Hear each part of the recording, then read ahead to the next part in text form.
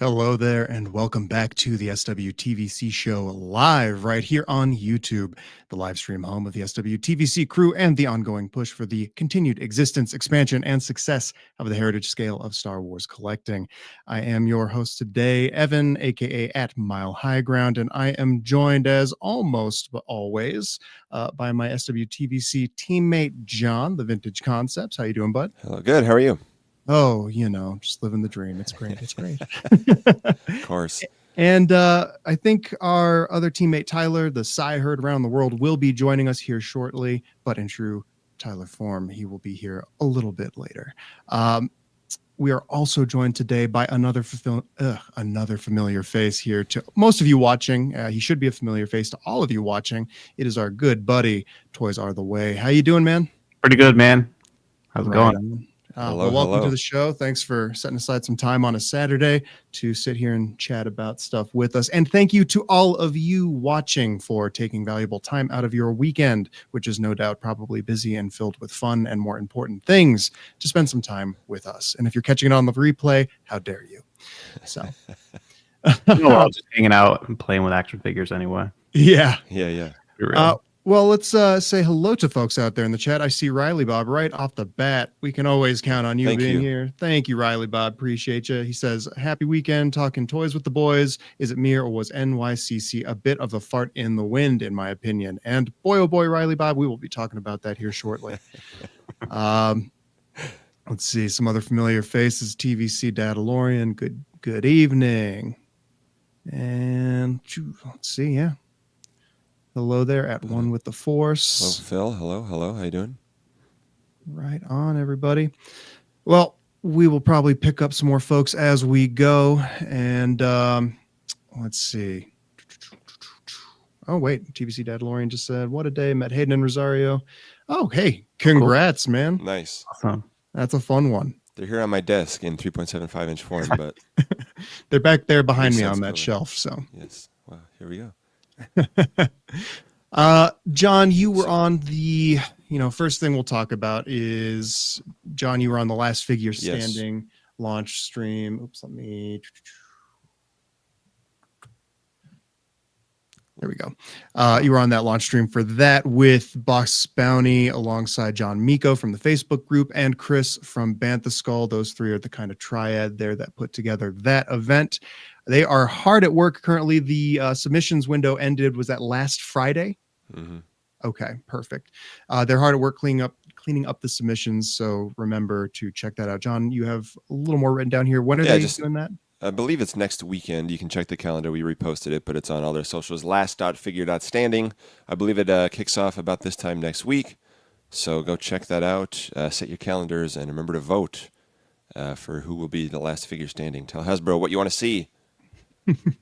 Right on. Yeah, I had fun making my list this year. I mean, it was not surprising. It was pretty much the same as it usually is, but all lightsabers, all lightsabers this time. And I think 5 of them exist in the Black Series already, with 3 of them on shelves right now. Yes, and there's lots more lightsabers coming to the Black Series very soon, as they teased at Comic-Con. Yeah, boy, oh boy. So, all right. Hey, maybe there's some Jedi coming to TVC too. Wow. Yes. So, there are. John, we have quite a bit to get to today, but as always, let's start with a little mail call. And it's not really a mail call yet, but it was revealed a while ago, and it is now in stock for Pulse Premium members. It is the NYCC exclusive. It is the Jedi Spirits 3-pack with 3 iconic Jedi. Heck yeah. Just like I remember. The social media post for this got a little confused. It was up pretty much most of the day yesterday, where they called out Yoda, Qui-Gon, and Mace Windu instead of Anakin and Obi-Wan. Anyway, here's the real thing. And then they replaced the post, but they got rid of all the backgrounds. It was just those figures in a white void. Maybe they were in the netherworld of the Force. And then and I don't think they knew what was wrong. Yeah, they kept the same copy. They're mad about the copy. They're mad about the post for some reason, but they put it back up today. All is well. We're all fine here. Thank you. We thought it was going to be like a 1-hour window for Pulse Premium members, but apparently it's nearly a 1-month window, because the non-premium folks will be able to get it November 3rd, which was a surprise. I I know folks are not super happy about that, and I don't think I can fault them for that. I've seen the little bit of a mixed response. That's quite a long runway there. Yeah, it is. I don't really get it. Maybe Yeah, I'm not sure. I don't know. It's adding some value to your Pulse Premium account. Yeah. Probably a lot of people did get just because of the gunship recently. Yeah. But still, definitely a little weird. Yeah. And then because there's still another, this is a New York Comic-Con convention as well as a shared exclusive with MCM London Comic-Con, which is in 2 weeks' time, I believe. Mm-hmm. So maybe they're just waiting for that to close before opening it to everybody in the world. But yeah, we get to pay for the privilege to get this sooner than that. So yeah, we were already charged. Were you already charged, Evan? I know you had a little. Yeah, I was charged. It was the whole thing where I had to do the PayPal order because the phone Same here. stuff is not sorted still. That was a fun one. We talk about it every time a HasLab comes around to with the Pulse Premium, like the $50 charge. People are like, I'm not paying $50 to buy that exclusive. It's like, no, for sure. I get that. If that's the only thing you want from Pulse for a whole calendar year, then yeah, that sucks. Don't pay the premium for it. Just pay for the shipping for that one item. But I hate being like, it makes sense over the course of a year with the amount of stuff I order from Pulse. So I'm not trying to shill. It makes sense for me to have the Pulse Premium, but one size doesn't fit all. Yeah. Pulse has been pretty good with getting carded samples too. That's been a benefit actually. And you can just order one and you don't have to like pay or like try to get like 6 figures just to get one nice carded sample and then not have to pay shipping. Yeah, it's not shipped in a bag. They don't fold them to fit them into a smaller box. And they'll just punch them aggressively before they put them in the box. Yeah, kind of like what Target does. And that's fun because guess who has exclusives right now? I know. Target, they've got exclusive figures that you bought 12 years ago. Let's see. So buy again. Now, the kind of sort of Return to Tatooine figures, John. Take it away. Even though 2 are from Return of the Jedi, the Gamorrean Guard is priced at the deluxe level at $24.99. Last time it was available as a fan channel exclusive was 2019, where it was priced at $14.99, where we all complained because it was $2 more than basic figures at $12.99. Oh, how naive we all were. But so my orders are coming in 2 different shipments. My Bib Fortuna's arrived this past week, and then my Bomb Vimden and Gamorrean Guard shipment should arrive Monday. But I also I checked the app and was able to pick up 3 more Gamorrean Guards in store. Yeah, nice. Thanks to an employee who got them out of the back, and I was able to use some of those Target deals that are going on through today. So, if you throw this on YouTube and on your phone in your car, if you're watching as you're driving to Target, please be safe. But today is the last day to use some of those. Oh, is it? Yeah, nice. I believe so. Yeah. Yeah, it's the 11th. I literally went there and they had actually put this on the peg, which was funny because I checked the Star Wars section and it was like the normal like Black Series and a couple like Epic Heroes things just still sitting there. I was like, all right, cool. And then I noticed they had put this on a peg like 4 pegs over. I was like, oh crap, it's here. Cool. Yeah.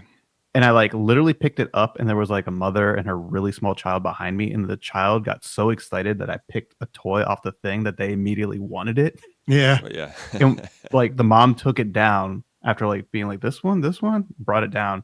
And the kid was like running away with it. And she was like, Return of the Jedi. I don't know if you know that one. And it just like ran away with it. I was like, okay.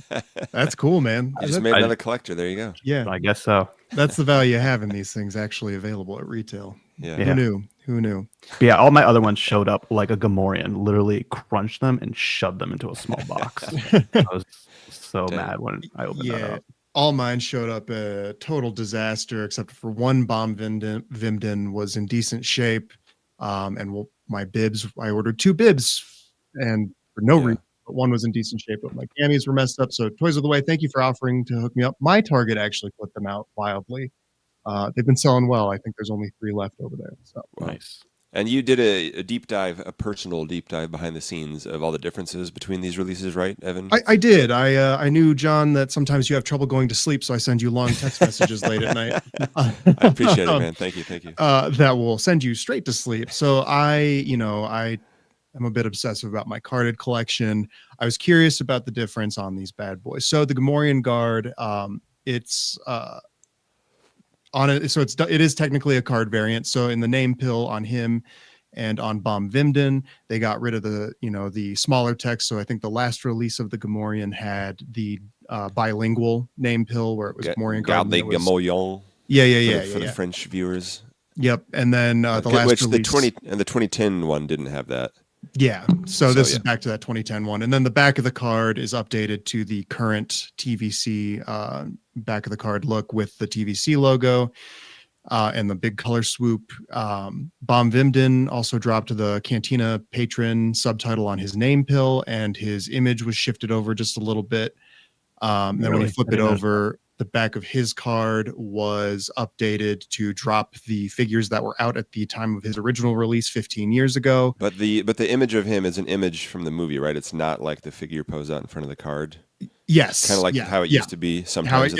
They kept that old style and they didn't put the TVC logo, so it was a light update on the back. So those two are card variants. They're unique. They're 2025 releases. Bib Fortuna, on the other hand, there is nothing different about him. They're all showing up too with a little orange barcode on the back. Yeah. The barcode on the figure doesn't scan, but the little orange sticker scans because the original barcode is old. All of the dates on that code or on that card are 2022 from the original figure release. There is nothing different about it whatsoever. Is the card stock ever so slightly thicker? Is it the newer card stock? Okay. I lied. So there's one thing slightly different about it. It's the current thicker card stock because it is a new production run. It does have a 2025 date stamp, but nothing else has changed about it. So if I skipped. I returned. Okay, never mind. Let me be honest here. I returned one of the two. I don't need to open one, but I did keep one in my carded collection. But you can honestly skip it. You're not missing anything there. Slightly thicker. That orange sticker is going to be worth $1,000 in a few years. Ooh, boy. Can't wait. Yeah, and all the cross sell figures are from 2022. It's interesting. It's an interesting one, I guess. Interesting. As far as paint deco differences, I know like John Miko, the Far Side of Indoor on Instagram, compared all the different Gamorrean releases, which was helpful. And I've seen people comparing the Bom Vimden, there's a little bit of difference just based on, when they're made over the years, but nothing spectacularly different intentionally, I don't think. Light figure variation. Bib has no figure variation whatsoever. Yeah, he doesn't look very different, but Bom, he doesn't look good in my opinion. Like that darker paint wash in him kind of just, it's not doing it for me. The Gamorrean was probably the best one out of that just because it's still kind of an expensive figure if you're still trying to track it down. Like say you're new to this and you just got that Jabba's playset and you want a couple of them, they're running for like $50-$60 a pop. And that's an army builder, The $25 price point, not great, of course, blah, blah, blah. Not stoked about it. But that does beat the $50 aftermarket price point. So I'm glad this is available again. I like that they're experimenting with that kind of thing. It's kind of a head scratcher of a choice. Bom it makes sense with the Cantina. The Gamorrean makes sense for, it's just a cool Star Wars thing. It's a good army builder. Yeah. The Bib Fortuna is the one that I just think whoever convinced Target to buy that again as an exclusive deserves a raise, but then because that is incredible salesmanship, because that has no business being this is the coolest action figure. They're gonna want it. You want this one in that way. The original one for like $5. He does a lot in the movie, he's a pretty cool guy. If the card's 1 millimeter thicker, some of them will buy it, including me. Hi to some other guys that have joined recently. Hi. Yes, middle-aged Kiwi man. Tanith, how you doing? Hello. My Star Wars guys. I see Grim Jim a bit late. Hello. Dean Lee. Hello. Dan Georgie. Hello. And everybody else. Hello. Yes. But you just missed a really entertaining deep dive into minor differences of these re-releases. So we got 5 more deep dives to go. The stream is young. I will just say, because Bib is a total, there's nothing different. So when I update the 2025 checklist, unless you guys tell me otherwise now, I'm only including Bom Vimden and the Gamorrean as releases on that, and not Bib. I'm also not including the reissue of Luke's X-Wing, because there's nothing different about that. It's purely just another production run of that. I think I agree with that, but I don't envy you having to respond to all the comments about it. Similarly, I saw there's another production run or something. Darth Revan is available on Pulse again, because I was looking. Yep. In March of 26, I think it's been up for a while, but I was looking because but the Han Solo. So when that won't be on next year's checklist as well. Correct. But so the Han Solo wave, because I was looking on there because It's shipped from a lot of places already. I have my Entertainment Earth case, which had bubble rub on almost every figure, which is very frustrating to me. But Pulse shows October 15th for most of the rest of the wave. Han is already in stock there, but I'm still waiting for my Obi-Wan opener, or more likely my carded sample, because my current one has a bubble rub. So I don't know. Do you guys already have this wave? Yeah, I have everything pretty much from Amazon. I still have a case on pre-order from Entertainment Earth. It makes me a little bit worried that yours has the bubble rub. So I guess we'll see. Yeah. But no, these figures are awesome. I have Han, Chewie, and Ben from Amazon's, and they were all openers because they were kind of beat up. I did cave and get a Shock Trooper because I was sick of waiting for it. I don't have the new Stormtrooper, but I have the figure itself from previous releases. Was there something different about the blaster?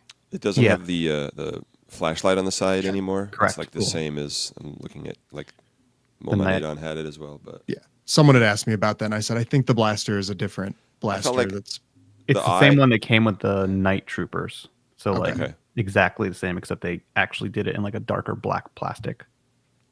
Okay, cool. Dang. Yeah, I don't have my EE case is also still waiting. It hasn't even processed yet, but I do have singles from Pulse ordered, so I might cancel my Entertainment Earth case and just wait for the carded samples from Pulse. So we'll see. Fair enough. I'm jealous of everybody with their Obi-Wans. I know you're an Obi-Wan head. Dude, Obi-Wan's incredible. Shout out to the Mandalorium on Instagram. I don't have the photo loaded up here, but I've been wondering what the old Ben legs look like on the Jedi Legend Obi-Wan, and they look pretty good in my opinion. I like it quite a bit. So nice. I'm pleased with that. I don't think we've done the boots deep dive on that, but we can do that another day. We have a lot to cover. Yes. So it's fall. Let's talk about boots. Come on. Yeah. God. I'll say what else you got, but everything has been shipping lately. Some folks are still waiting on this and that from here and there, but the only thing that I still haven't pre-ordered that hasn't shipped at all is Darth Vader's TIE Advanced.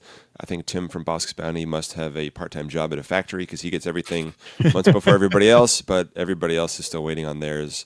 But that's it. So that and the Jedi Spirits, which should be shipping soon for those that were able to order it.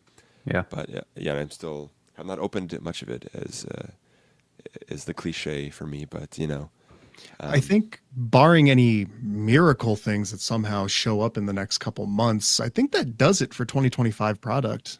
Seems to be, It does. So, okay. I'll be curious if this next wave maybe sneaks on in right before the end of the year. Yeah. I hope so. Yeah. That often happens. They're waiting to the end of November? We'll talk about that here in just a sec. Yeah. Yes, but one more thing that's not TVC, but we love it all the same. I saw you had it queued up, Evan, is the R2H25 went up on Disney Store earlier this week and already shipped and already had a price increase from $14.99 to $17.99. Just getting ahead of TVC on that. Not the last price increase we'll be discussing. A little peppermint boy, and his coloring matches the red and white of Crate. And the card back brings up BBH20 from 5 years ago, who also had similar coloring because it's all connected. It's probably on my shelf. I did not grab him. But he's somewhere up there. But I remember, we talked Toys of the Way about the Halloween guy where the packaging says he's from Corvus, but the peppermint guy says, they're from Crate because it just matches red and white. So right, nothing says holiday cheer like the massacre of the remnants of the Resistance. It's a salty time of year, Yes, kind of goes hand in hand. Oh man, a lot of people are talking. People often get visited by ghosts around the holiday season. So Luke is kind of a spirit, I guess. But let's see. We see Tyler adjusting his camera, but it could be a minute before he's ready to go. But I was wondering where he's at. See, I'm going to throw him in here in just a sec before we jump into our next topic. Yes, I'll say real quick, going back to, I pulled this up for a second, just for a second before we do the deep dive. Tanith's short version on the boots differences. Obi-Wan, Phantom Menace and Attack of the Clones have the same boots. Revenge of the Sith had different boots. A New Hope figure is different than either of them. Correct. Which is frustrating because the A New Hope boots, you never see them in the film. There's not great reference material for them. So there was no reason for them to not just do the Revenge of the Sith boots and then bing, bang, boom, they're already ready for a Revenge of the Sith one later. But I digress. Exactly. So. Accuracy. We don't want cargo pockets on our pants or whatever. Come on. Yeah. All right, Tyler, give me a thumbs up if you can hear me and you're ready. All right. We are joined by this man, Tyler. Hello, everyone. The main event has arrived. I'm joking. What you've all been waiting for. The main event is, of course, as always, the mustache man. So he's been here. We're all the main event. We're all here. Welcome, Tyler. Here. Welcome. Well, speaking of events, I'm going to roll this into this topic. All right. No. Go for it, John. Do you have any more mail call stuff, Tyler, that you got in recently that you want to talk about? Real quick, I'll just throw it to you. Might as well. We went over everything, but I got 3 of these. Nice. And opened 2 of them. I think I'll keep the third one boxed. I got 2 Banthas and 2 land speeders, and also the Cantina wacky repaints. Your favorite release of the year? Yeah. So yeah, a lot of stuff recently, and obviously tons of shock troopers and yet more 501st from that Amazon flash sale that was up for Prime Day. So a lot of stuff to open. Yep. Yeah, Christmas in October. Yeah. I got 5 more of the 501st troopers because I don't already have enough. Same. And then I think 3 more of the Maul DeLoreans because they were just $3 cheaper. And, get it while the getting's good. I'm sitting here, John. I sent you some Mandalorians from a couple years back. Yes. And I was helping our new friend Blitz Transmissions. I was sending him some extra army builders that I had, and then in the midst of me trying to just kind of get rid of some stuff, I was like, yeah, I guess I'll buy some more 501st clones. Dude, what am I doing? Come on. All right. Well, from Mr. Main Event to the big event, things happening. Apologies for my tardiness, guys. Oh, you're good, man. John, cue us up. Physically, we're here, wherever we are, but mentally, we're at the good old Javits Center. So let's take a bite out of that big old apple with some New York Comic Con reveals. It's kind of a small bite this year because TVC only got 2 reveals, both of which were pipeline revealed during the Gunship campaign not that long ago, including the first of 2, VC 383 Padme Amidala. I've gone over some of this before, and I think it's correct. The first newly sculpted Padme in TVC 2.0, the third in TVC overall, the first super articulated 3.75-inch Padme since the 2013 Black Series figure. Does that 2013 figure count as super articulated? Since does it not have ankles? It was super articulated at the time, but now yes. ultra articulated. We need a new phrase for this. Yes, Actually good. Yes, I've been saying modern definitive. Yes. So. But, there's a lot to... I mean, the card back we already saw. Yeah, it's a Tatooine one. It's the same as Retro Collection. We saw it a little while ago. But she looks amazing. So really good. Glad to finally have the Queen/Senator here again in an up-to-date, ultra-modern articulation. The likeness is just incredible. I see a lot of people pointing that out. I can't get over that. That's incredible. She looks absolutely incredible. Really incredible.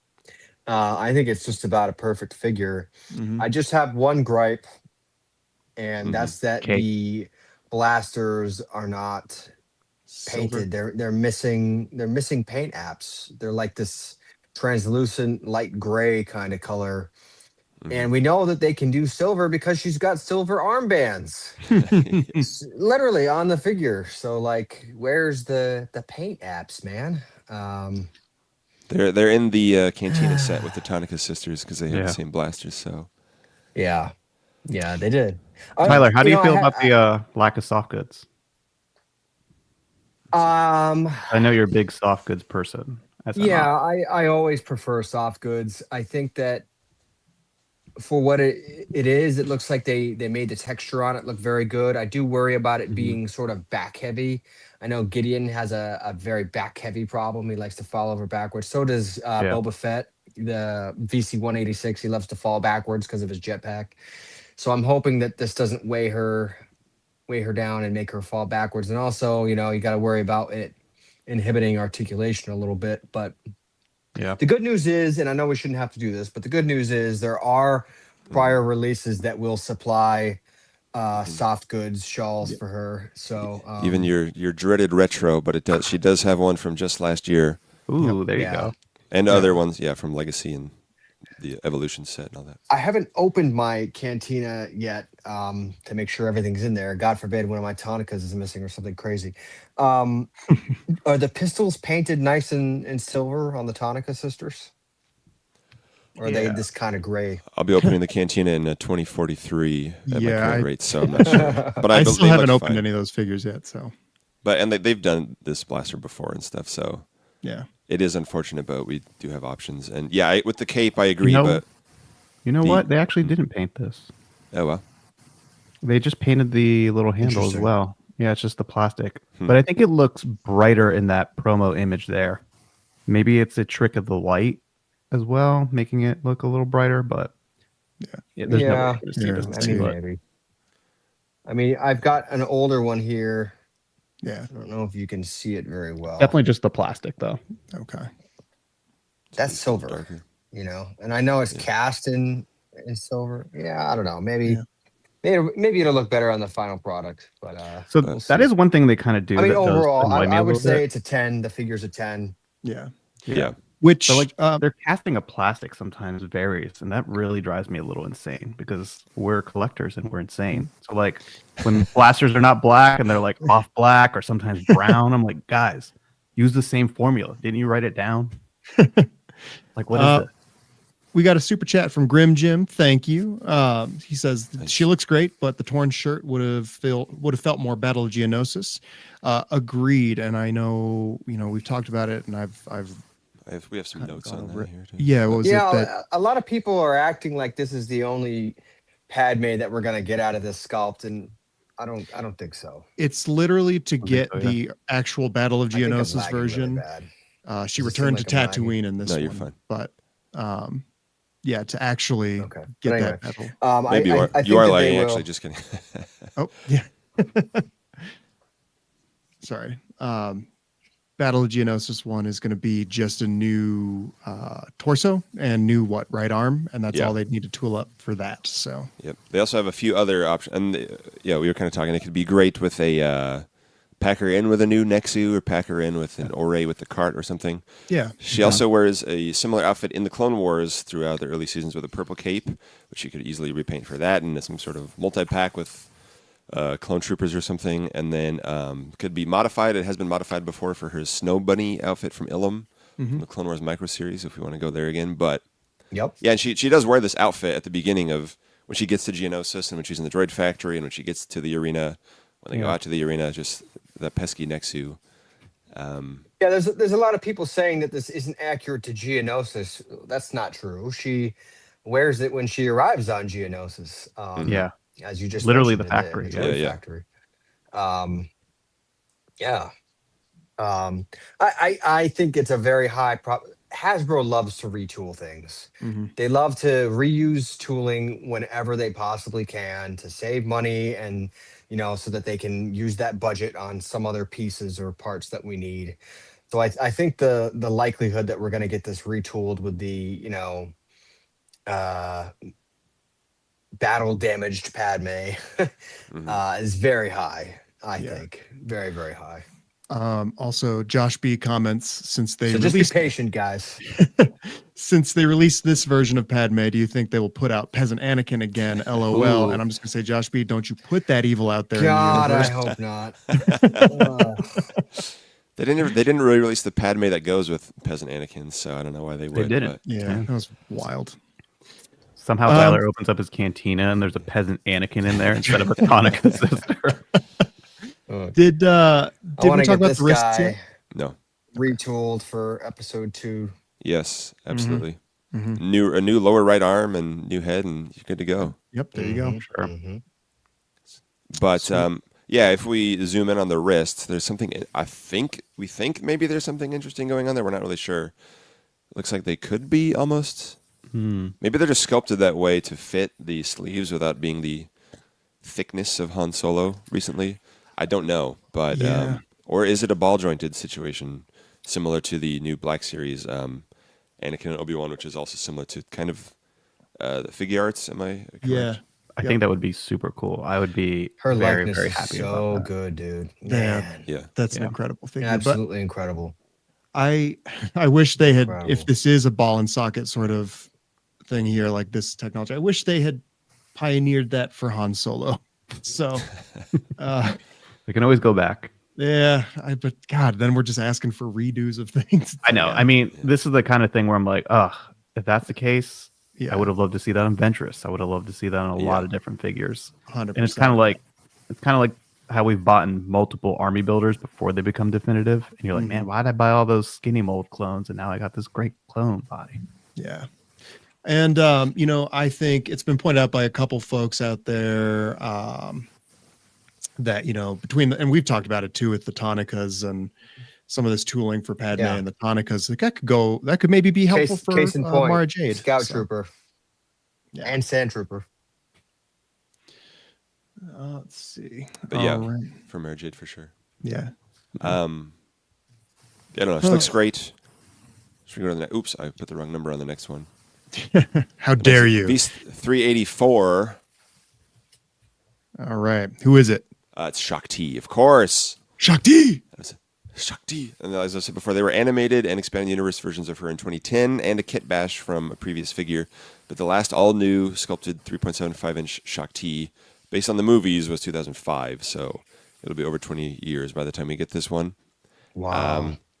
She includes lightsaber, an unlit hilt, and her cloak. Previous versions have left out the cloak, so I was very happy to see that. God, look at the detail. The detail, the deco, and the fact that there's two different soft good pieces is awesome on this one. So good. She looks incredible, and the coloring looks more accurate than the Black Series version. Yeah, to me at least. I may be wrong. Yeah, we were looking at we were comparing the tabard thing yesterday, and it's like there might be a little bit of red in there, but it's hard to tell. Yeah, but she looks great. And they were saying in the reveal video how they put out after the panel that they learned a lot making the Black Series ones, and then they were able to carry it forward and learn even more making this one. Yeah, just to get it as awesome as possible. God, that looks cool, man. I love this.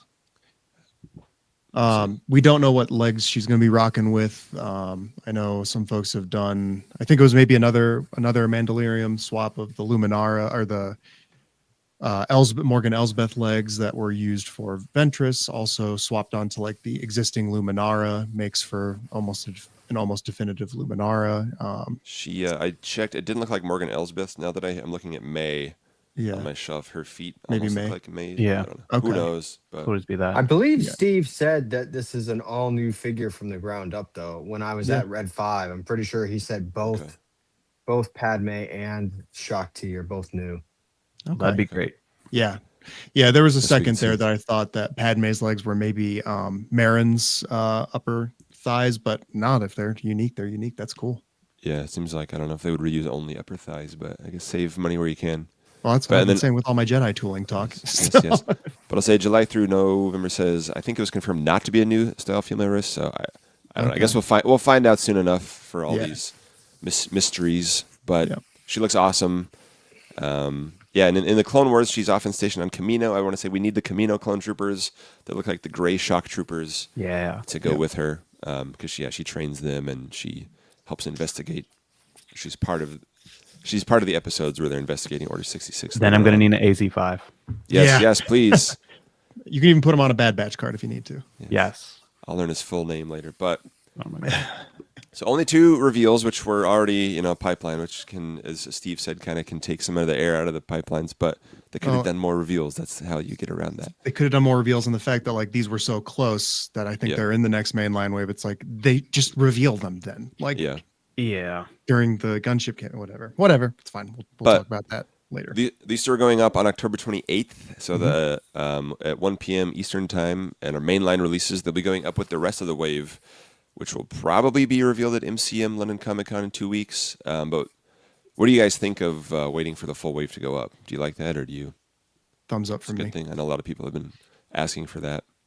Yeah, I don't like when they used to like spread it out so long, or like part of the wave would be in beginning of the year, and then we'd see the rest at the end. Like there was some crazy stuff going on. I was just like, or like the whole thing, man. Yeah, the stuff that's going on, I guess, with our folks in the UK, where I think one of the early waves of this year is that the Jedi Legend Obi-Wan wave. They don't have it because the Yord figure is what's holding up them getting those. I don't know how that all works. So I don't know if this will be worse for them. I'm not sure. Yeah, that's fair. But But I think it's a good thing, and people. And then if you pre-order the case, like I often do, Exactly. then you know what you're getting instead of just. I mean, I'm going to get it all anyway, but you know what? Some of us actually like to know what we're buying before we buy it. I guess. Yeah. I guess. Ooh. Yeah, I do like that kind sure. of though linear sort of. Yeah, this is here's a wave. Here's the wave of figures. You can expect this. You can buy them together, and then if they start revealing things from the next wave, it's like cool. Here's the next wave, but it's not up for pre-order yet because you're buying the current wave. So Yes. Yeah, I'm here with that. yeah, Let's see. Yeah. People have said for a long time that they don't like ordering assortments with mystery figures. They don't like that, Yeah. And they end up waiting anyway because they're like, well, I don't know if the figure in this wave is going to be something I don't like, so I'm going to hold off on ordering it anyway. So as a completist, I don't have that problem. So Yeah. But so Mechanized says, let's play the guessing game. Who will be the repack for this next wave? So probably the Clone Trooper, probably the Phase 1 Clone Trooper is my guess. But or Ponda Baba again, or Dr. Amazon again. There may have been a rumor about that. Yeah. yeah, or just logic dictates as well. So Well, I don't know. Yeah. But so we won't have to wait too long before finding out, and then hopefully there's another one or two other figures in this wave. We'll find out soon. But the other news around these two, we got to talk about it, is the price increase, because the new quote-unquote approximate retail price in the press release that came out with these was $19.99, up $3 from $16.99, which was first in a holiday lookbook they put out last week that was reported on. A lot of people found out about it from Galactic Figures, I believe. And then Bantha Skull did an article about it. But we kind of wanted to wait for more confirmation before freaking everybody out, since it's very easy to do in this hobby. But these still have not gone up, so we'll have to see what retailers actually put them up for. But the new Black Series Boba and repacked Vader were listed in the press release at $27.99. That's their price at Pulse, Amazon, and EE, even though their Wave Mates, Venturous, and Django that already went up are still $24.99 some places. Pulse, I think they're that, but on Amazon they were at the $27.99. Okay.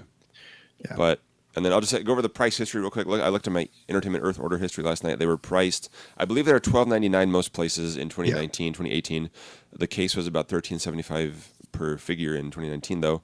They were $13.99 in 2021. They were $14.99 in 2022, and $16.99 in 2023. So this is the longest we've gone without a price increase, but also the biggest price jump that we've had lately. So so it stings a little bit. But Jason from Yakface, again, has claimed on the Rebel Scum forums that Walmart, Target, and I believe Amazon have their prices listed at $16.99 still, but maybe that's changing. I don't know. And the Amazon pricings are kind of wild. I think there's some weird match with like GameStop. So like the Shock Trooper, Han and Chewie or whatever are $18.99. They were $19.99, then they went to $18.99. Yeah. But then like Ben and the Stormtrooper $16.97. Doesn't make any sense. So Yeah, it's like Wild West with them. I feel like there used to be more consistency across the board, more uniformity between the retailers of all being on the same page about, being on the same prices. But in the past, I feel like year or two, they've had some retailers still using the old price, some retailers using the new suggested MSRP, and then you have Amazon that's like overcharging. And it's like, can we just like get everybody on the same page here? I don't know. It's irritating. But so I guess we'll see. It's looking like $19.99 is going to be at least their suggested retail price. We'll see if some stores, if you can find them in the stores, if they have anything cheaper or, but Has Pulse confirmed that they'll be that price on Pulse? we'll find out when they we'll put find out. out. I Yeah. think They've kept what's they've kept it lower what's the over standard price for deluxes right now? $24.99. Yeah. $24.99. there were a couple that were higher than that, I believe. 27 something or 26. Some of the Yeah, it's 26 been ones, but anyway. fluctuated. But the I don't know. So sucks. Obviously, it sucks. But people always say they're going to cut back or change their habits when the price increases happen. Some of us are just going to keep being insane and just bite the bullet. And have the other price increases really changed that much for you guys over the years? We can always predict what we're going to do in the future, or we can also look back and see what like Tyler, have your army built less when they go up a couple of bucks? No. Yeah. Yeah. No. I have army It built just a hurts little more. less. It's Yeah. just, It definitely hurts more. You know? It's just Yeah. like I've spent easy. $3 on dumber things. So yeah, $3 times 40. Yeah, and that's not to say that I'm like made of money or anything. I'm not. I don't enjoy price increases. I don't enjoy price increases more than anybody else. You know, I don't enjoy army building at $20 a pop. Who would? Yeah. But you know, it has been a very long time since we've gotten a price increase, and I think that it was unfortunately inevitable at some point. You can't hold that off forever with the inflationary environment that we're dealing with in the economy, and everything's going up. Yeah. And you know, action figures are no exception. The unfortunate thing is that, you know, people are going to start writing articles and talking about how, well, if they're going to charge me $20, then I want this and I want that. I want more accessories and I want paint apps fixed and this and that. And it's like, I hate to tell you this, guys. I'm going to be brutally honest here. Expect the status quo. Yeah. It is maintaining the status quo. I would not expect any changes, unfortunately. And I'm not trying to sound like a Hasbro, you know, shill rat here. It's just reality, you know. And you know, at the beginning of the show, I was talking about how I don't like that Padme's blasters are very obviously missing paint. So, you know, we can continue to nitpick and say, hey, Hasbro, you know, we noticed that you're cutting corners, or, you know, we noticed that you're, you know, omitting things here and there. And I don't know, it's like, would people rather pay $22 or $23 per figure and get those little paint apps that they shave off here and there to cost out the wave assortments? I don't know. No. People are already complaining about $3 more, so I would wager probably not. Get a paintbrush and a pen, my friend. Tops 375 says, I will be cutting out swivel hip figures at $19.99 each. I agree. That's fair. That I can agree with too. I agree. I'm very much on board with that. I think the days of, and I've been saying this, but you know, if at $20, I think the value is just not there anymore. Yeah. Although toys are the way, you did just buy a $25 Gamorrean that has swivel hips. So I know. Yes. I know. I bought 5 of them, so what am I? Although he was, I did get a sale. Yeah, because those are almost like deluxe size, right? So like, I mean, they're charging deluxe prices for them, right? So the Gamorrean has some things going for it still that justify that price. That soft goods is actually really nice. Yeah. It does come with at least a couple, you know, accessories. 3 weapons. Yeah. the deco's And a nice. hat. And it's like a nice heavy rock. You know, you could throw this and take someone out if you really need to. Dual purpose, a collection item and a weapon. Yeah, I you know, I posted about it the other day in my story on Instagram. Was just, you know, I'm not stoked about price hikes. Never. I don't like spending more money. nobody is. Yeah, and I mean, yeah. Will I collect less? I'm still gonna probably be a completist, but will I buy, you know, 40 Jedi Legend Obi-Wans at $20? No, maybe only 30. But like cutting back a little bit in my insanity. But how I do it is how, like, I try to spend, you know, what makes sense for me. So my only parting words to anybody else is just collect in a way that makes sense for you. Never prioritize it over things that really matter, the things that you actually need in life. You know, it's a bummer. It sucks. But what's right for you and your budget, and, you know, you don't need to worry about that. I would caution against, though, is this like knee-jerk protest reaction of, it's like there's this like psychological threshold where, oh, figures are $20 now. They used to be 17 yesterday, so I'm gonna wait for them to be the previous price. Yeah. Like I'm gonna wait for the inevitable discount. And you know, I get it. People are hurting, again, the economic situation, but like, there's a difference between protesting out of spite and waiting for clearance or discounts, even though you can afford it, and bargain shopping because you have to bargain shop. You know what I mean? Yeah. And so what I would say is, if you have the means and you want to continue collecting this line and you want the vintage collection to thrive and succeed and continue for years to come, you got to support the line, and you got to support the line at full price, or it becomes no longer viable for these retailers, you know, because The way it works is they order these figures wholesale prices from Hasbro, generally a few dollars less, right? And then the MSRP, the manufacturer's Suggested retail. Suggested retail. Thank you. Suggested retail price is what Hasbro says. You should probably charge this to get a few dollars more, and that's their profit margin, right? That's their difference between wholesale price and then what they charge to actually. It's a business, right? You got to make a profit to keep a business running, right? So if people don't pay that price difference, then the business, the retailer that's selling the figure, it's no longer profitable to them. And they're going to say, well, we're not going to sell these anymore because there's no money in it for us. I mean, but they all still sell the Black Series, Tyler. Guys, right? So again, I don't like price increases any more than the next guy. But what I will say is it's a dangerous game. Playing this whole wait for clearance thing, you know, it's very damaging to the line. We used to have TVC be offered at Best Buy. Can we get them at Best Buy anymore? No, right? Why is that? Because they weren't selling at Best Buy, right? So like there are consequences to this sort of behavior, and we just have to be mindful of that. I think it's always like important to like, you know, buy at least one or two, support the line. If you want to army build these and wait for like some deals, I get it. You know?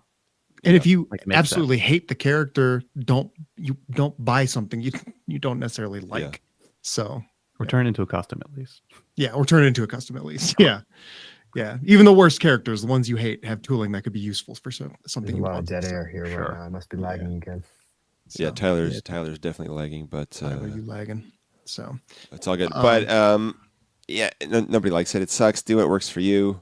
Yeah, collect responsibly, friends. Yes. Yeah. Sure. So speaking of prices, at the comments for a second, but yeah, speaking of prices, I guess. I will say real quick. I wanted to say because now that Black Series, and I'm a filthy guy that dabbles in both. I didn't get the repack Darth Vader because I already have it, but the Boba Fett now one single figure with a tax is over $30 now on Pulse for Black Series. So if you think TVC has it bad with a little over 20, Black Series is a little ahead of the game still, unfortunately. Yeah. So it's tough out there for everybody, folks. Yep. But that is steep. Yep. So, but hey, you know what? Shift gears a little bit. Let's talk about something that, you know, was successful. So John, you got some stuff to talk about? So we talked about Padme and Shaak. They're our first official figure reveals for the Battle of Geonosis, but of course it all started with the gunship. And we have spoken at length many times about the LAAT Gunship HasLab campaign, including in a live stream the night it ended. It's beautiful. We love it. We got it. Since that finale stream, we got even more. The international backers were added. We were able to #capture Coleman. Yeah. So we're all, these HasLab campaigns, they're marathons. We're a little tired. Our legs are tired from running.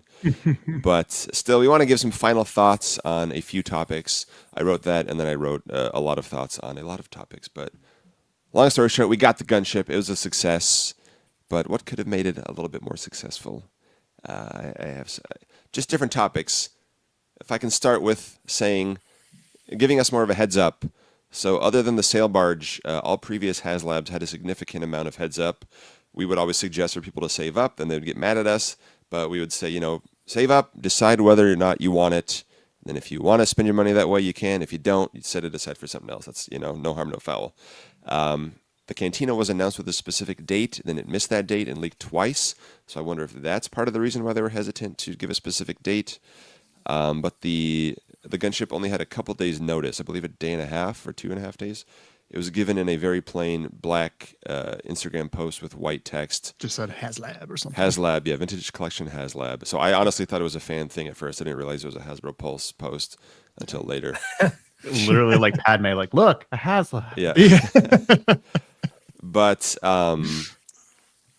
the economic situation is changing all the time. We don't have to get into it, but literally every day the news changes.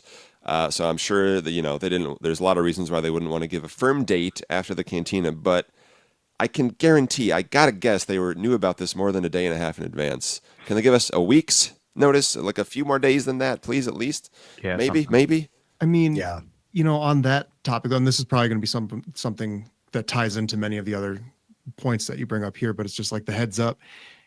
We talked about it before too, where it just didn't feel like it felt like it wasn't actually ready to go. Like the campaign itself wasn't ready to go. Not that the product wasn't ready to go, just that they didn't build that. And it just felt like a surprise. We're doing it. I don't know. So. Yeah, I don't know. Yeah, I totally agree. I'm sure it's probably listed. I didn't get a chance to look at the outline ahead of time, so forgive me. But one of the things that would indicate to me that it wasn't quite ready to go was the fact that there were no glam shots. Yep, that's one of the things that we'll be talking about. But we can get to that. But yeah, that's an important one. Yeah. But I mean, I think the best one that they ever did was the Ghost, where we had basically 3 months notice, right, in advance, something like that, right? Mm-hmm. Just about 3 months. I think that is ideal. If you're gonna expect people to drop $500 on your HasLabs, or God forbid, if they end up doing the Death Star, 1,000 or minimum or whatever it's going to be.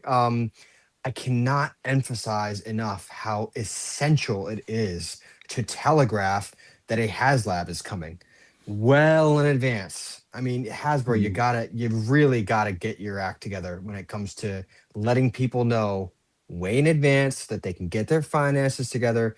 I mean, if you're gonna drop a $1,000 Death Star in their lap and say, "Yeah, 45 days to come up with this," that's not gonna go well. You can't. You just can't do that. You just cannot. You cannot do that. I mean, I believe they gave heads up for the Joe HasLab that ended right before the Gunship, but for Tron, they didn't even give any heads up. They barely gave a heads up that they were making Tron figures, and we'll get into that a little bit later. We'll talk about that. I'll take a day and a half over literally no time at all. But yeah, people need time to, and like I highlighted earlier, Tanith said, Cantina having such a long notice, let me get 2 of those. I wish they'd give us more lead time. I know some people weren't able to get and that Darth Wizzy Wizard, set a little more notice. I would have had a second Gunship. Yeah. It can only help. Again, you don't need to give a specific date because I know things can change all the time for what this and that. But at least let people know that maybe this summer, maybe this sometime later this year, there's going to be a HasLab. So so you can earmark the funds ahead of time or start kind of squirreling stuff away. I guess we can get into the photos if you want. These are all kind of random stuff, but in terms of photos, I think context is key for HasLabs for these giant purchases.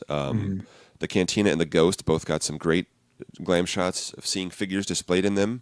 Even the new reveals this week got full, nice photo shoots. Padme, Shaak, Boba Fett, Vader, they all got nice photo shoots. The Gunship did not get this treatment. It was on tour more, which was great, and we'll talk about that as well. But it sort of relied on fans bringing their own figures, as Tyler is the fan that brought the most figures, of course, which seemed like a lot of fun. It seemed like a lot of great energy, but that could have been maybe in addition to professional photos that made it look awesome and had lots of figures in there that we already have and stuff. Especially during those like middle points where it's a little bit harder to ramp up energy during these campaigns. Those are important things to have out there. Well, and you did, Toys of the Way, a really great mock-up with just the existing photo of it with an environment shot that you kind of put together, and it was like really cool to see what that could look like. And it's like, Hasbro, where's that? Why didn't they do that? And that leads me again to believe that this was just not a campaign that was ready to go.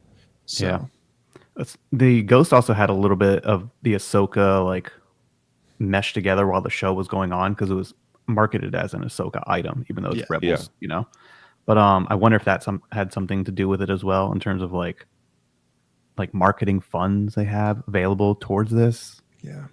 Maybe. And to that point, I guess, sorry, this might be a little unorganized, but it's just as things come up, there's a lot to talk about where this and the Cantina, as awesome as they are and as needed as they are, they don't tie into any larger Lucasfilm initiatives like we had Revenge of the Sith 20th this year, which could have been a time to talk about it maybe.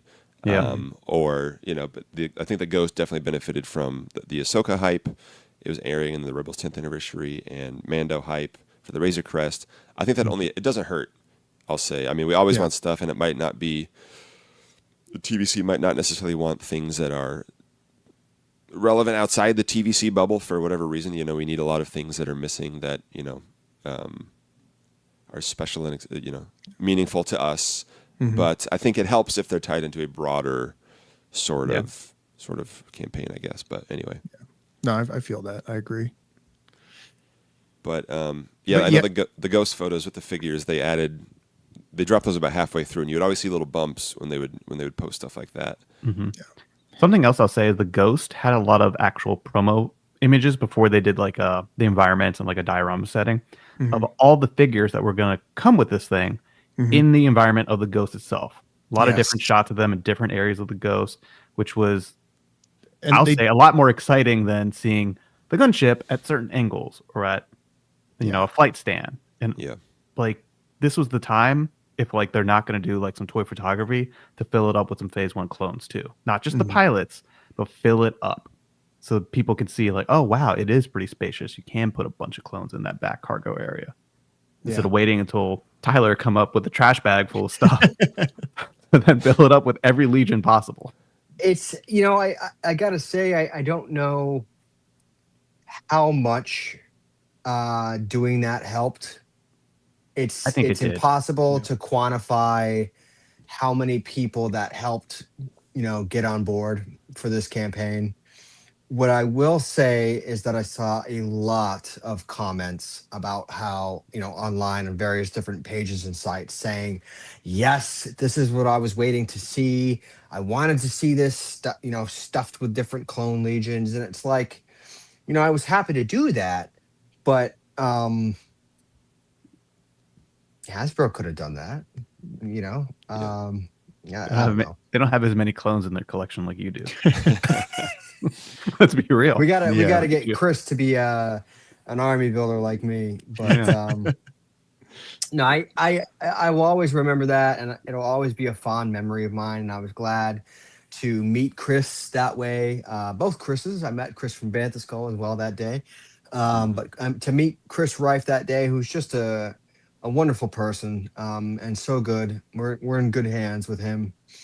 And to see Steve again, this was our second time meeting him, my second time meeting him. You know, the brand team that we have, we're in great hands. But I do feel like this campaign felt a little bit not ready because of the lack of glam shots and the lack of like figures with the hat, with the gunship, you know, like I don't recall. So was there a single promo image of like, you know, Coleman or Stacey like in the gunship? Not one image. The only promo images we got from them were just them standing straight, stock straight. But yeah, there was cool images from the tour and stuff. But again, it was up to fans to do that, which is all. Love that the fans get involved, but I think that needs to be in addition to nice shots from Hasbro. But because even the new Padme and Shaak T, they shot them against a Geonosis backdrop. But like for the gunship, all we had was the black void where you can't see how big it is in comparison to other figures. You can't see how big it is in comparison to the old one or other items, which they did eventually do that with the tour and stuff. But I wanted to say, Mustafar Mando said, the Red 5 pictures genuinely pushed me over the edge to buy it. I was on the fence just because of price, but those pictures sold me completely. So there's one. Nice. Yeah. Every little bit helps. Thank you. I'm glad to hear that. You know, like I said, I'll never know how much exactly, how many people exactly that pushed to get on board, but I know it's some. I know for sure it's some, and you know, every little bit helped, and I'm just glad it passed. Yeah, because even if it did like promote a sale or whatever, it did create some nice energy, and you did show like how awesome this thing looks. And like I was saying, with context, these things in our collections, they don't exist in a vacuum. Like I know it's funny, always funny in like the Lego promotional pictures. It's like an immaculate apartment with like one Lego set, and it's like, well, that's not the reality for a lot of us. Okay, it's full, top to bottom, floor to ceiling, left to right, filled with stuff. But so it's nice. We got it. So these shots in the black void of nothingness don't really help show what it's going to look like in your collection. Like we need to see it interacting with those clone troopers and other things, but they did it for the cantinas. Mech and I said that Emily and Shooting the Galaxy did a video to show the shelving options, and they did do that kind of. Chris and Jing did that behind closed doors, super secret video, but they did have an image of it splayed out on the table, and it looked awesome. But yeah, just to see more of that is helpful. I think it doesn't hurt. And they did during the Ghost, they did the mid-campaign photo drop where they did even more photos of the figures interacting with it, more details, more interior shots. We didn't get that. And then, John, that kind of leads to, the tour you mentioned, the Red 5 thing, showing them in person. Yeah. So, but then they weren't able to take photos because the mock-up was on the road. But that wasn't even until the last week or so of the campaign. So, yeah. And like I said, it seemed like it was a lot of fun. And Fan Expo Canada looked cool. Red 5 looked awesome. But I got to say, Mr. Stevie, you did put a little top secret sign on one of the events. So I think people got a little more excited than maybe you intended. So maybe we got to be a little careful when we get people really hyped up like that. Because we get hyped very easily. We're hungry over here. We're like rabid dogs. You throw us any piece of meat, we're going to go nuts. Yeah, I mean, it's like yesterday's snafu with the Jedi Spirits 3-pack. It's like, ooh, did they accidentally leak a Mace Windu and a Qui-Gon Jinn? Yeah. Like, no, I don't think they did. No, they just... They use ChatGPT to write their captions. But fun to conspiracy theory about it. So Steve mentioned a top secret event, and then Chris posted a picture of him with the gunship, the case at Lucasfilm with the Yoda statue. So my mind, I don't know where everybody else's mind went. Mine went to like, oh, maybe they're going to interview Doug Chang. Maybe they're going to interview Hayden or Ewan or somebody that was on set in the gunship, or Tamora Morrison. Yeah. Something like that to get, a fun thing to get people hyped. But turns out it was a Star Wars Life Instagram account, which I had never seen as someone who's on Star Wars Instagram accounts all day long.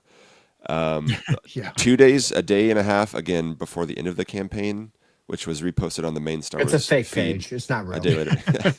And it was reposted on the real page like hours before it ended. So I was just like, was that the best use of everybody's time? And I'm sure it was a nice little reel. Rack up the miles. It was nice. It was a nice reel, but again, that would have been cool weeks earlier. Yeah, at the beginning of the sure. campaign. Yeah. I'm totally in agreement with you guys. Also, like, why is this thing not on like the main Star Wars page? Just like it was just. Hello, is anyone there? There was no real marketing push for this. There was no cohesive plan. Just nothing. It was such a head scratcher. And John, you were saying, yeah, it's cool for the fans to get involved, and we all have been. I mean, all of us sitting here on this stream, a lot of you in the comments, a lot of our peers out there in this fun little community, we've all banded together. We've all, done these grassroots campaigns, gotten very involved in campaigning, coming up with the dumb little hashtags and the little graphics and the fun little things that we do and all the streams. But it's like Hasbro, that you can't just rely on us to do it for you. It's like, you're still trying to sell us the thing too. Like, come on. And even when we do that stuff, going back to the heads up, sometimes we make graphics and stuff ahead of time. Yeah. If there's rumors about what it might be. Couldn't do that. I found that really frustrating because, we all have lives. We're a little busy and stuff like that. And I'm like, well, now all of a sudden I have to stay up a little late and try to think of something clever to post. Yeah. I was shocked that I had to get the gunship graphic ready to go in time. But it definitely can't be all us. It's appreciated by your fans and your, consumer base when you see that effort being made by Hasbro as well to also market this thing. It can't just be us. Yeah. And it can't be. So, and I'll say, TJ says, Live, Lat, Love was my personal favorite from Blitz. That was all Blitz. Yeah, that was a good one. That was a great one. And I'm going all around. So one of the marketing things was telling everybody over and over again that it's 20% bigger than the one you already have, which gets into the other topic of this being a remake of an item that already exists in the 3.75-inch scale. So all other brands have offered HasLabs that were spruced up versions of items they'd done before, Sentinel, Galactus, I believe, some of the Joe stuff. But the TVC ones were always items that had never been done at this level in the 3.75 scale. Like, they had done Cantina playsets over the years, but they were cardboard or just parts of the bar or 40 years old. And the only HasLab that had been offered before was the Rancor, albeit in a different scale than the HasLab. So that, I felt, was an uphill battle in and of itself to convince people that this new one is so much better than the old one, which it is. Not saying it's not, but a lot of people can look at it and say, "Oh, I already have that." So some portion of the base is going to write it off, just saying, "Oh, I already have that." Yeah. And I don't think I think once you do the side by side comparison, as we tried to do, and as I tried to do it by showing the old one, when you show the detail, it's clear how much cooler the new one is. But their marketing materials were only ever focused on it's 20% bigger, which also, again, in 3-dimensional space, that doesn't really mean anything to me. It means nothing. I never compare anything. This car is 20% bigger than that car. It's not a phrase that people use in their daily life. Kind of like the 900 paint apps on the paper. I'm like, we don't talk about the percentage of Black Series figures are X% bigger than. Yep. It's like, no. Yes. Oh, and Tanith pointed out, good point. Riva's Saber came with the figures as well. So yes, that was a remake, I guess, as well. But just kidding on that one. But so it was a hard enough hurdle to get people that weren't, thrilled with the idea of upgrading something in their collection that they already have. But the 20% bigger thing just didn't mean anything to me personally. Yeah. And there was other things like they did highlight on, but they could have done a little bit more emphasis on it. So like later when we were having streams and stuff like that, taking a look at like the mechanism inside that actually opens the side doors, how it's much more like integrated with the actual design of the realistic gunship as opposed to the old toy, which just looks like a little lever. Like that are things that people are going to be like, oh, well, that does look kind of better. This shows some quality in there. And I feel like they just focused on like the cockpit, which is nice. It's a huge upgrade, but there's just a lot of other things that it's like the rotating rockets. Yes. Like, dude, that was so I love cool. that. And that didn't come out until people were like talking to them about it. And they're like, oh yeah, that's one of our favorite parts. It's like, you never showed us. Yeah. Yeah. And to the remake point, we have seen, it's been a year of a lot of remakes of larger items. Vader's tie, Bantha, Landspeeder, all of which seem to do well and seem to get people excited. But there is some level of fatigue expressed, at least maybe from me personally. I want some never before done items as well. They're all huge upgrades. They're all amazing work from everybody involved. But I need some actual new stuff that doesn't just I'm taking something off my shelf and putting a better version on there. Yeah, I want to expand my universe. To be slightly fair to their 20% bigger thing, this was a huge like emphasis point when people were calling for a gunship. They wanted it to be the actual, proper size vehicle. Yeah. And I get that. But the problem was they kept saying it.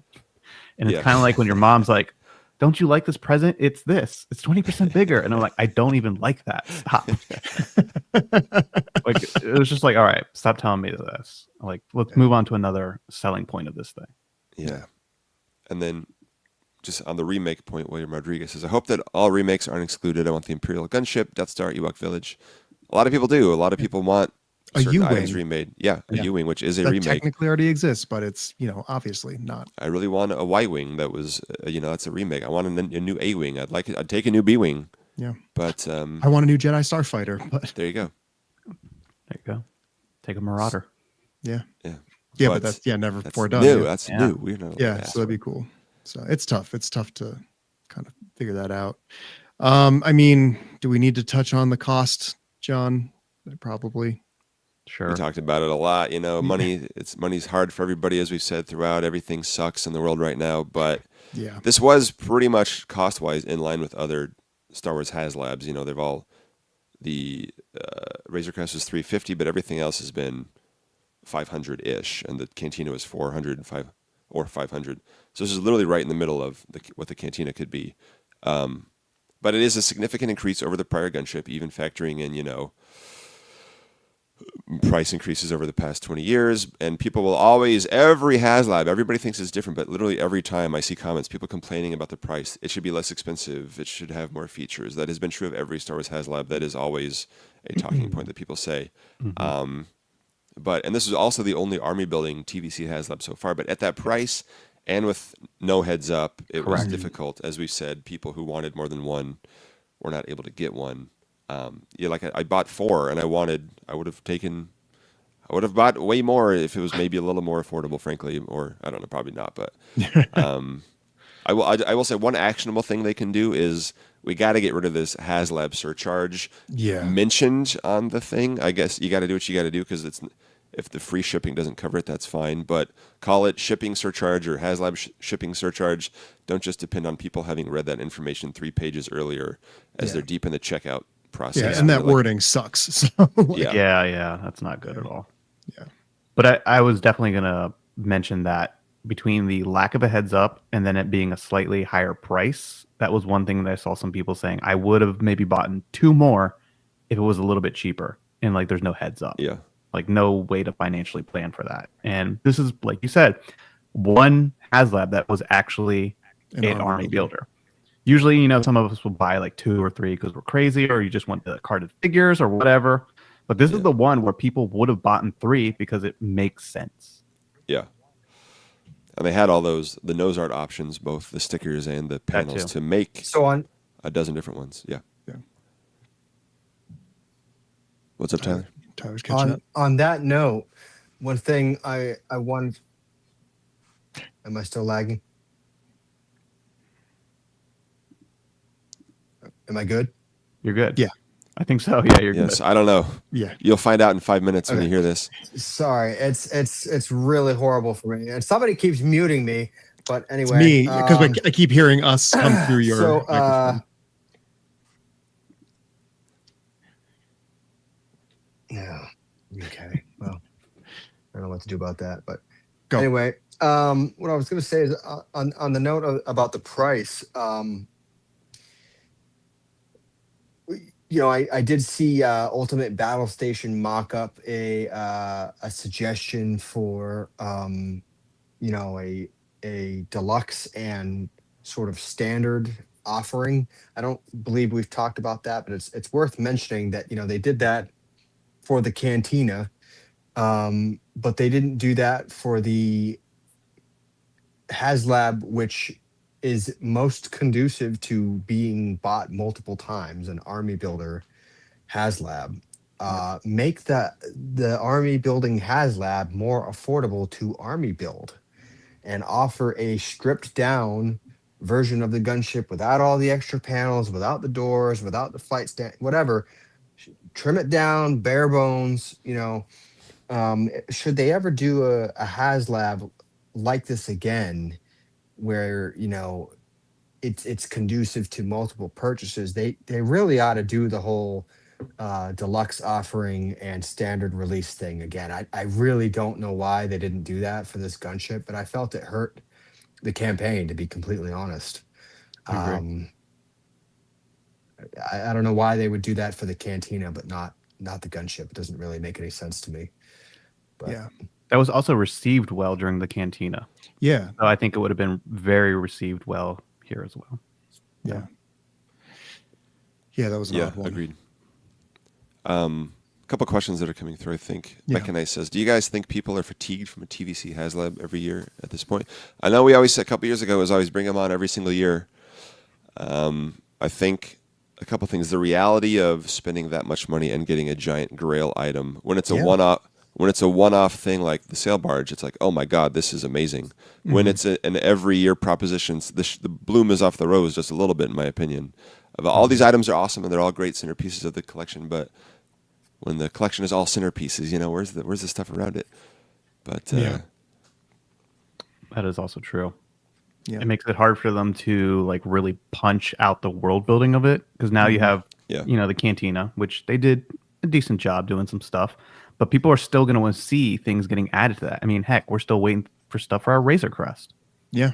The Ghost, I still want to see those season 1 looks. Like, I want to see some more Rebels characters. There's more and more slots of things that they will now have to fill out to properly world build this giant galaxy of stuff we have.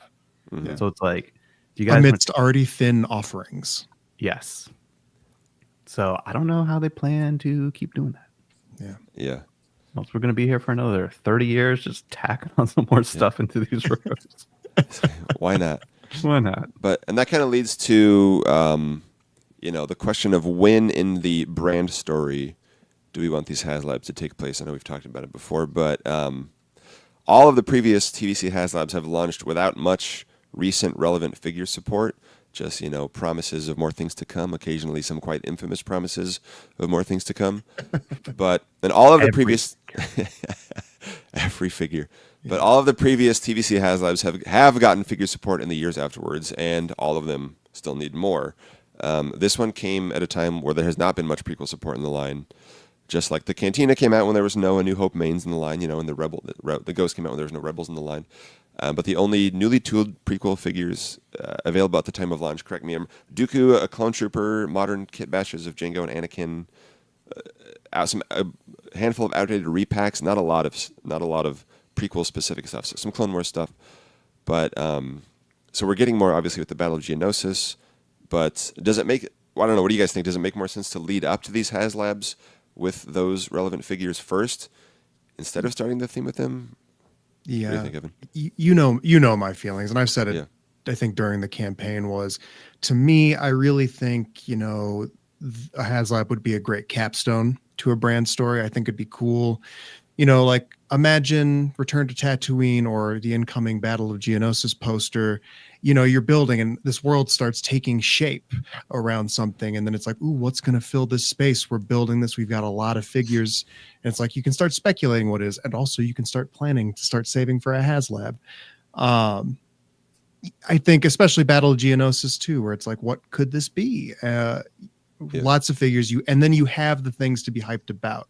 You don't have to like wonder, we talked about it. Like we need them to pipeline stuff during this campaign. They pipelined the A New Hope mains during the and Moma Nadan during the Cantina, because it was like, we know you've been asking for them. Don't worry, buy this Cantina. Those things are coming. Whereas then with like the gunship, we're like, we need to know more is coming. Like you need to show us something. And they're just like, no. And that was tough. And then they pipelined Padme and Shaak T, who were then officially revealed a month and a half later. And it was like, you could have just show us these things, because honestly, no, we don't trust you. We don't trust the track record really with all of the things that we're missing.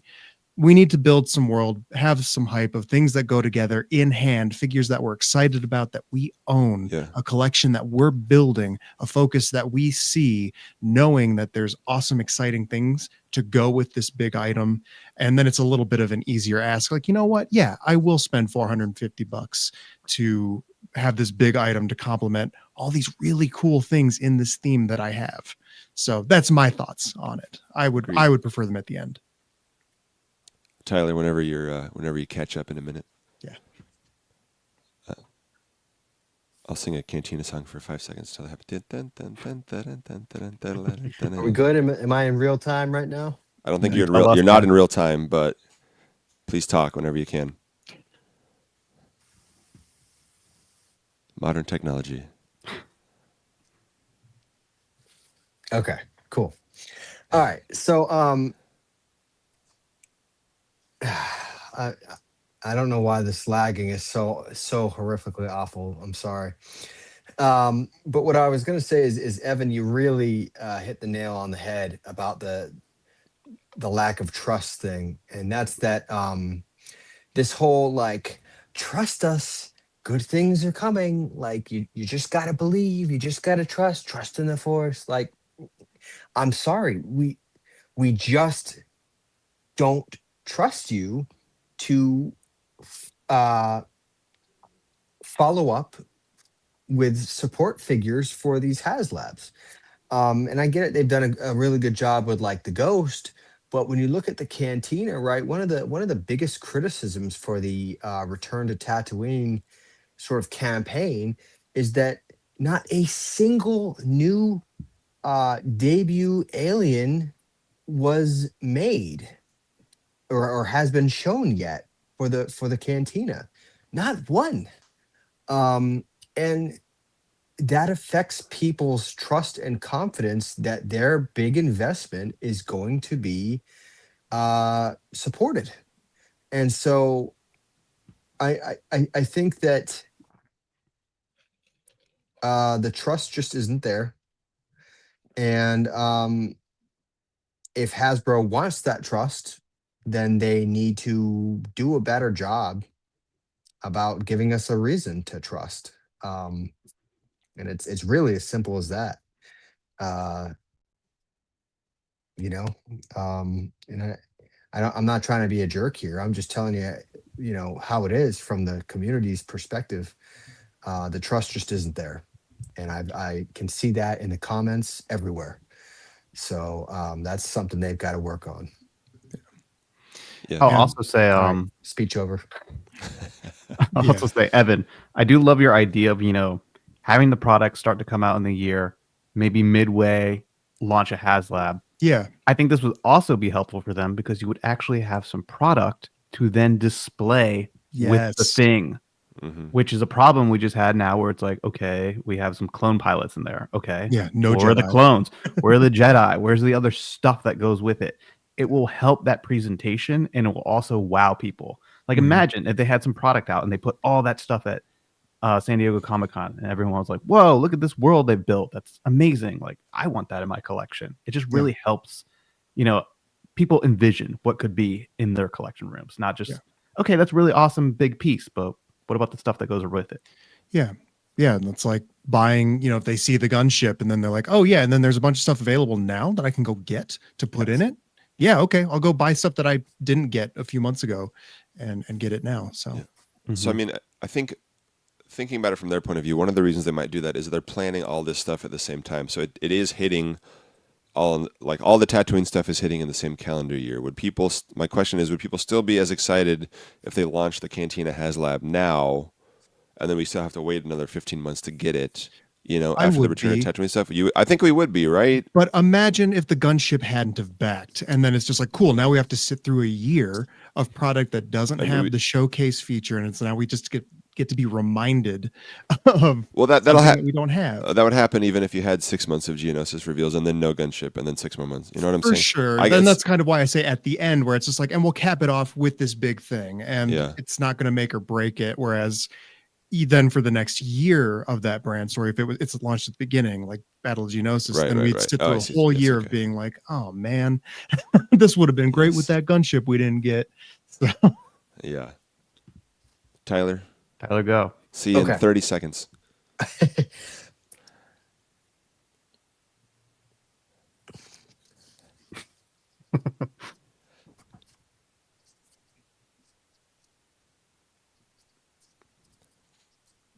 Will he go?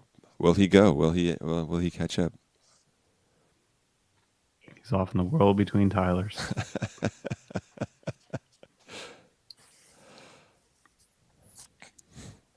Apparently not. Okay. So anyway, sorry, Tyler. Moving on.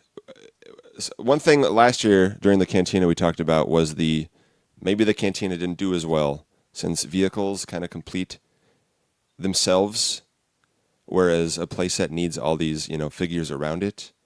Do we think? But now, so this didn't even do as well as a Cantina. It's a success. Got one tier figure, but. Do you think, I don't know, what do you think? Maybe not, because it still needs a lot of figures to go around with it. It's not like, maybe because it's open, you need that stuff. Maybe that's nothing. I want to hear what Tyler had to say, but we'll never hear it because internet stopped working today. Yeah. I mean, this is just one of those things where I had a couple things working against it. It was a remake of something that people have a lot of. That was a big, negative for some people. We also have touched on, don't really have a ton of prequel stuff that could go with it yet. So there wasn't a lot that they could show, Yeah. So yeah, I think having those figures to be put around it would have been helpful for sure. Yeah. Yeah. One question about why, and we'll talk about the prequels of it all in a minute because I do want to get Tyler's take on it when he's set up again. And he is setting up again, but some level of these are, a lot of people, a number of people buy them to resell later. Whether or not you like that practice, whether or not you agree with it, it does happen. I feel like after the Barge was such a low production run and it made they go for so much money on the secondary market, people bought a lot of Razor Crests and Ghosts, which they also wanted them, but I think there was some additional number of people buying as many as they could to resell later, and then you find out, when a lot of people do that, that means it's not going to be as hard to get a hold of, meaning the price won't go up as much. So I think on some level with the annual HasLabs, that is another thing to consider, that people are not doing that as much. Maybe I have a friend who actually would buy multiples of the previous HasLabs, but this time was like, I've had a hard time moving the past few. It's just not worth the headache. Yeah. I don't know. I think that might have something to do with it, but also this is, again, one of the HasLabs that didn't have like a. It's not like they did it for like Revenge of the Sith. Like, hey guys, this is exciting. A lot of people are really hyped to see that in movies. Guess what? Here is a gunship that kind of it ties into that movie. You know, it's Battle Geonosis, but it's still enough of that prequel energy to like get people a little bit excited about it. Yeah, for sure. I feel like they missed that boat. Yeah, and that prequel energy. Yeah, it's like, hey, Revenge of the Sith 20th. Like you said, Twisted, people are excited to see that, and look at all this cool stuff we're making for the Black Series. And then it's just like, oh, and not a single thing. Even the 2 releases that we got in 2025, the Anakin and the Shock Trooper, that could have been branded as Revenge of the Sith, were branded as other things. So we were completely and intentionally left out of that. And it was not awesome. It's like, dude. That was an extraordinarily bad move. Yeah. Am I in real time now? I hope so. I think so. Tireless communications disruption can mean only one thing: invasion. I think I fixed it.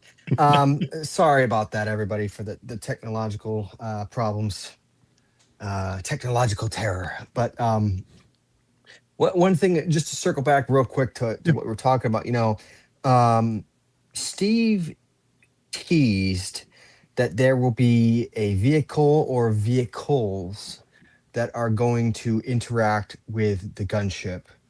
And he said, I think he said something like, maybe there are vehicles that will interact with that. And, we can't show them right now or something along those lines. Basically implied that, and when you think about vehicles that interact with the gunship, it's one of 2 things. It's either the Bark Speeder or the ATRT.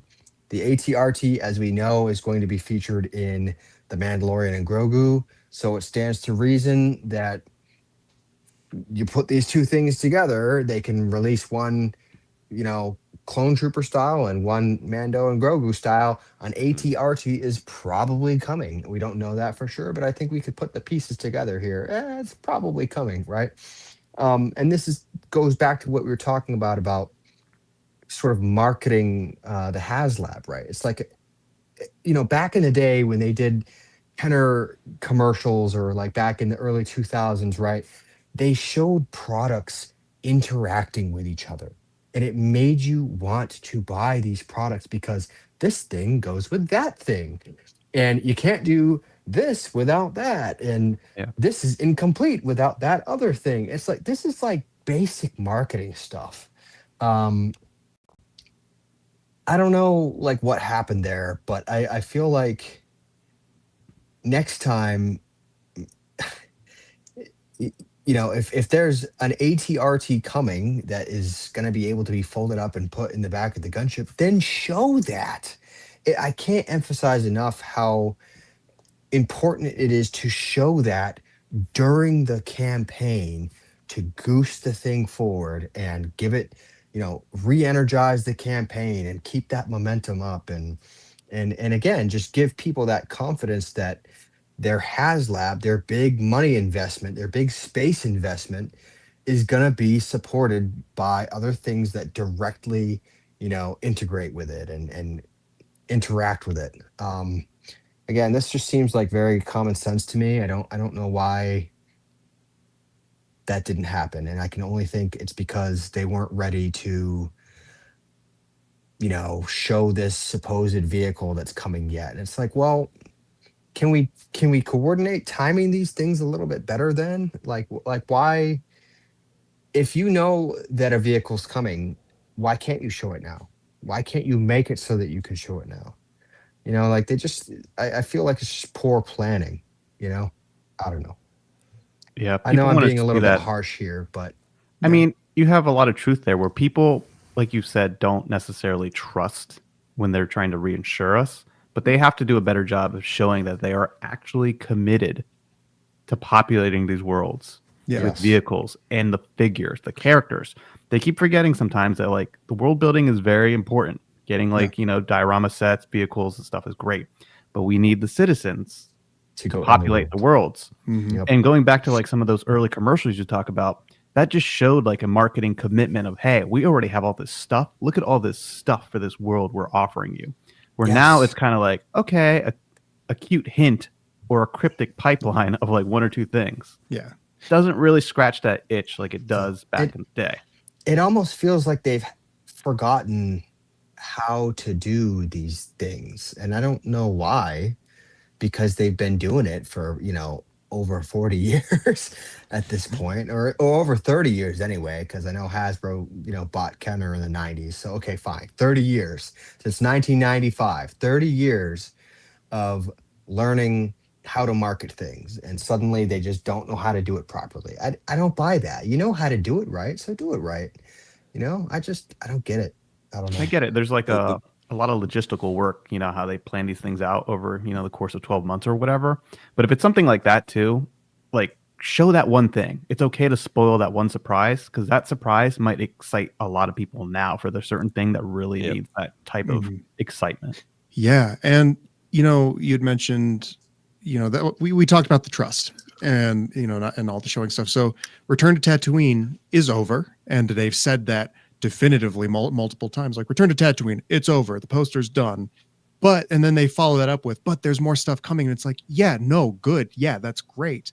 But you could also still add it to the poster if you want to, like, and a year has ended. And you mentioned already the no new Cantina aliens. And the only one that would have been new was the unmet tier, Arlyle Schutz, no new Cantina aliens. And then the glaring omissions of like, okay, cool. They did Luke, Ben, Han, Chewie.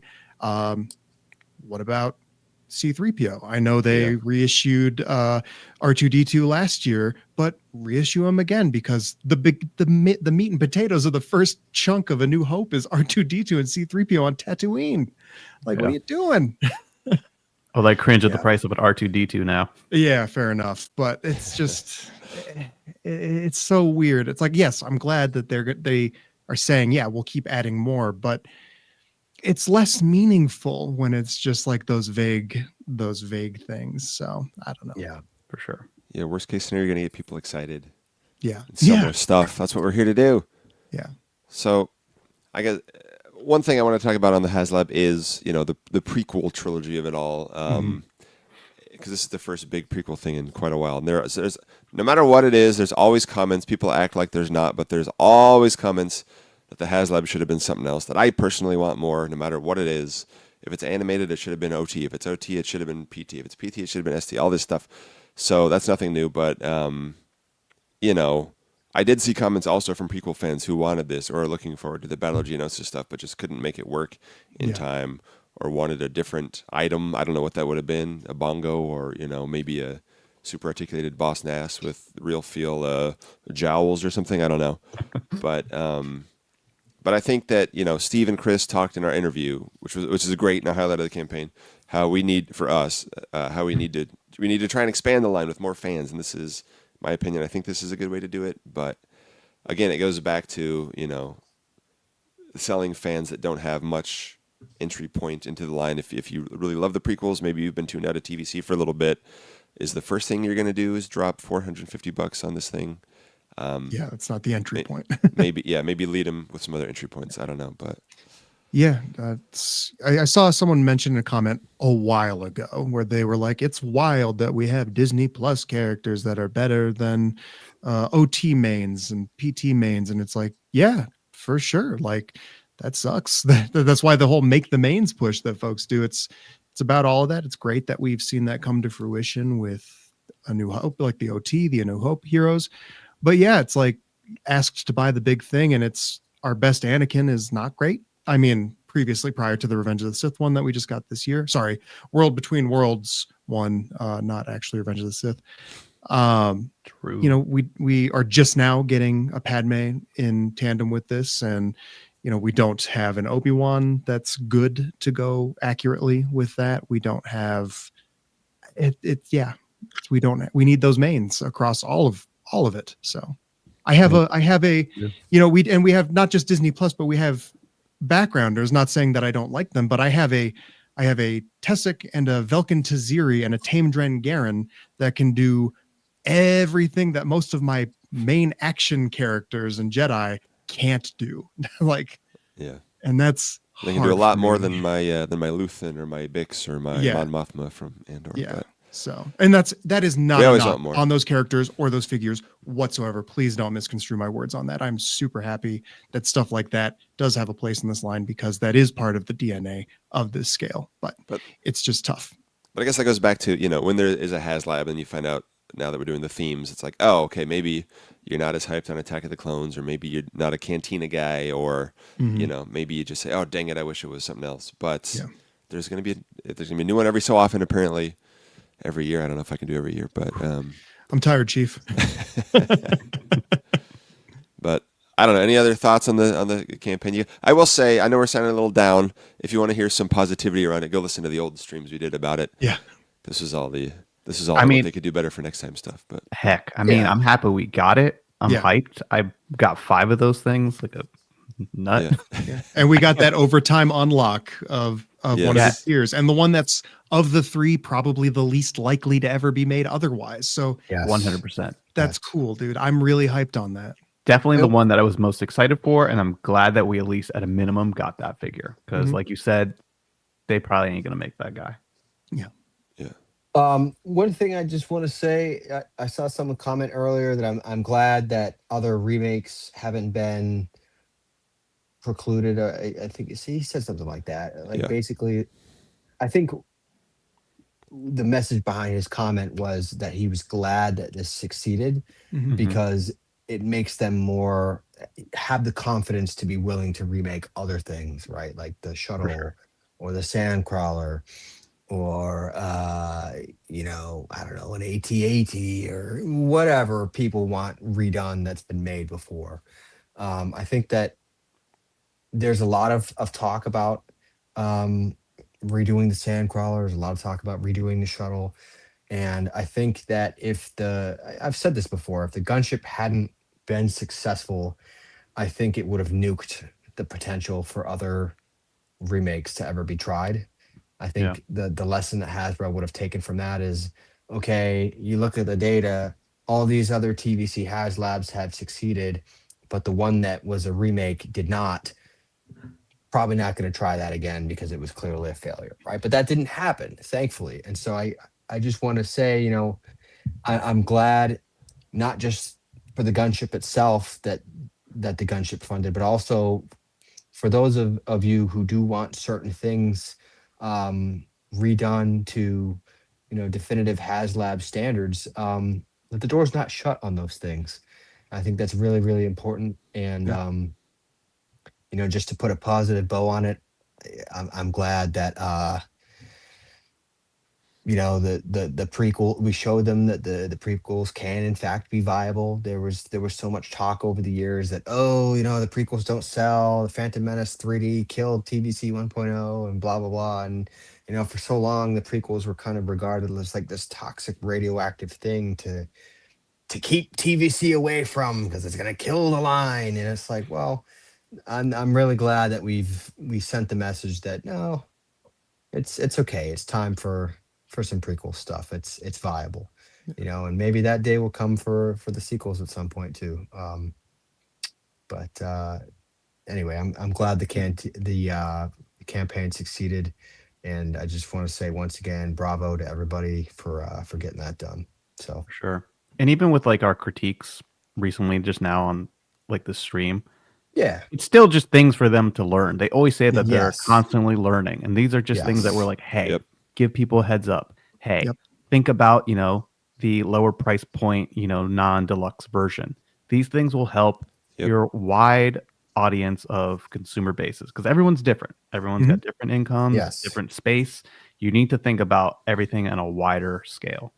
Everything that we've said was not to pick on them or to be mean or to give them crap or to, crap on the campaign. None of that. It's all the next one. Constructive criticism and our honest, how can these campaigns do better next time so that they're more successful, so that people aren't so hesitant to get on board, so there's not so much negativity in the campaign, right? It's all constructive criticism so that this will go more smoothly next time. That's all it is. Absolutely. Yep. 100%.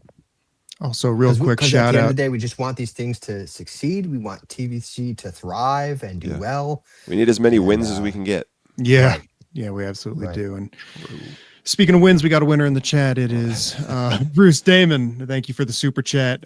Keep up the great work, guys. Thank you so much, man. It means a lot. Thanks, Bruce. Really thank you. Try. Thank you for all the super chats, guys. Always. Yeah, and also I do just want to do a quick update as well. We did give away the ghost. The ghost giveaway winner has their ghost and their Sabine and Chop in hand. That was successfully delivered to them, and so there's just another person that gets to enjoy the fun of HasLab and the fun of world building. So I'm super excited. It's Commander Fay Customs, and I'm excited for him to get that gunship next year. Yeah, get the gunship next year because they did back it. So it's cool stuff. Very good. Awesome. I do want to touch on a couple comments we got. Bruce also said, I think they should try more made-to-order stuff. Which I think this is coming after. I think Jack did a post, but Marvel's doing a Marvel did a post. Marvel is doing a new made-to-order Apocalypse figure. And TVC has done this. We did like the E-Wing, the Sabine and Chopper set, the Boba's Palace, and somebody corrected me in the comments and said, yes, Jabba the Hutt also, I guess. I don't know what the difference is between made to order and open pre-orders for a certain amount of time, but like the number, because a lot of those items still had excess inventory later available on Pulse. I think maybe they're just like a minimum, like, okay, we know we need this many, and then we'll do a little bit extra. Yeah. Maybe too much extra in some cases. I don't know, but the Jabba the Hutt's gone, long gone. That's now. long gone. But I know like the Boba's throne room ended up as part of the Pulse sales and stuff, and the E-Wing is now being at Walmart somehow. So I don't know. I think whatever works. Obviously, it's nice to have them made to order because it's a guarantee that it's going to get made. Even if they sell 10 of them, they're committed to making 10 of them, I guess. But with the HasLab, it's more of a nail biter of will it even exist at all? Yeah. The only thing I'll say is the made to order stuff, or the, let's see how much interest there is on the item. The benefit of it is that, say you just can't financially make it work, right? Yeah. You don't get it all. There is always a potential, because that's not a HasLab item, that they could do a rerun of it somewhere down the road. Yeah. So it's not completely off the table for your collection. Whereas, are they going to do a barge again? Probably not. Yeah. And the Joe team right now, it ties into a couple of things, is doing a made-to-order repaint of the Hiss tank in snow colors or something like that, which was a HasLab, but now it's a made-to-order. So now the tooling exists, but now they're doing a made-to-order thing. And that's something that, I know Tyler asked Chris Reif at a certain point of, would they redo the gunship in different colors or something now that the tooling exists? And he basically said probably there's not 0% chance, but near zero. But it is possible. Yeah, we could, but don't. It is possible, however unlikely. Yeah, but this all shows, so anything's possible, I guess. But I wonder if it's harder to do with like a Star Wars item. Like, obviously they own G.I. Joe. Yeah. So I wonder if that has something to do with it too. Absolutely. But yep. So, like you guys said, happy beeps. We got the gunship. That's awesome, dude. I'm stoked. I'm really excited to it. I'm excited to see, like that Shaak T and that Padme that we've got coming that we saw revealed. Those look incredible. I absolutely cannot wait to see, what other things that we have in store. Hopefully, me being a Jedi lover, hopefully this return to Tatooine yields some, new modern definitive Jedi tooling, some more of that, so that I can start getting a lot more of the stuff that I really like and I personally prioritize. So that's exciting to me. So I'm having a good time with that. I'm looking forward to retiring this figure. Yes. Trash can conical that cannot ride the reek with Anakin. She will soon be going in the trash can. Can't wait. Yeah. Although she's more accurate to the scene. Yeah. To the one I want to have faith that Hasbro will do the common sense thing and give us the retool that we need. Yeah, because I'm excited to see what customizers do. At the very, very least, even though the swivel hips thing is not solid, but you can hopefully pop the new head onto the old body and do some photoreal action. At the very, very, very, very least. Yeah. Not that that's ideal, but yes. Yeah. Yes. So, but John, did you have any? I'll say, first, because we're going to say, I'm going to say, follow us all, like and subscribe. Yes. All that stuff. Like and subscribe to Toys of the Way on YouTube as well. Follow us on Instagram, because that basically wraps up the TVC portion of our talk. But we would be remiss if we didn't touch on a few other things going on in the world of 375 out of New York Comic Con. So before you all tune out, please like and subscribe for the love of God. Yes, please. But first up, I'll just say, because sometimes we talk about retro, they announced Garandan. I think Chris said Grindin, but said Grindin. more retro is coming somehow, sometime. Yeah. There will be more than just this guy. He's got a crazy shawl on his head. I don't know what really the goal is with that, but I genuinely hate this. I look at it and I think the Stan Solo one looks so much better. I like retro. I know, boo hiss me, whatever. I like retro. I collect it. I think the Stan Solo version of this was infinitely better. I don't know what the heck this is supposed to be. I think because they're supposed to be, he's wearing like a robe or like a long cape and then a short cape with the hood, I believe. Yeah. I'm not even 100%, but I think Kinder would have done it differently, probably more like Stan Solo did. It's just with the vinyl. He did the sculpted hood and then like the vinyl cape kind of comes up a little bit, kind of like that classic 1978 style. Yep. This doesn't this misses the mark So for me. is that soft goods then? Or it is looks like it looks vinyl, doesn't it? I don't know. It does not have any definition on it. Yes, I guess we'll find out. But because there was no soft goods in the A New Hope figures that they introduced that with Return of the Jedi, I believe, I assume it would be vinyl or something. I don't know how it would connect. But anyway. Yep, that's dreadful. And we don't have to keep talking about So for the retro fans, more is coming at some point. Yes. You can put it in your cantina. Yeah. For something that's proving to be just about as popular as retro figures, Tron. So yes, let's just see. want to touch on it because there is another HasLab going on right now, which with some relevant points to TVC. It has even less notice than the Gunship, first of all. Yep. But oh yes, the Kinder Jawa had soft goods. Thank you. I'm wrong as always. Yeah. But anyway, Steve, Chris, and Emily, who we know from the TVC team, are all working on these. But yes, if you want, you can go spend $260. We need 10,000 people to do that by November 24th for this HasLab to get 5 carded figures from Tron. Do I know their names? No, I don't. Tron. There you go. Flynn, Sark, Tron, Yori. Yeah, Sark, and then Program. There we go. Iconic. So go see the movie because nobody else is right now. Sorry. But they do look cool, and I like Tron. I don't love Tron. I think I could be convinced to back this, but I haven't yet. Have you guys yet? I have not. Yes. I'm going to be honest. I have no interest or intention to back this HasLab, but I do wish it success. I hope it's successful. I got to be honest right now. It's struggling. Yeah. As is the movie apparently. But what I will say is that one thing that excites me is this new sort of 375 initiative that they seem to have going on and the implications of that to perhaps spreading to some other IPs that I might be interested in, like Indiana Jones or James Bond or Terminator or any number of other IPs.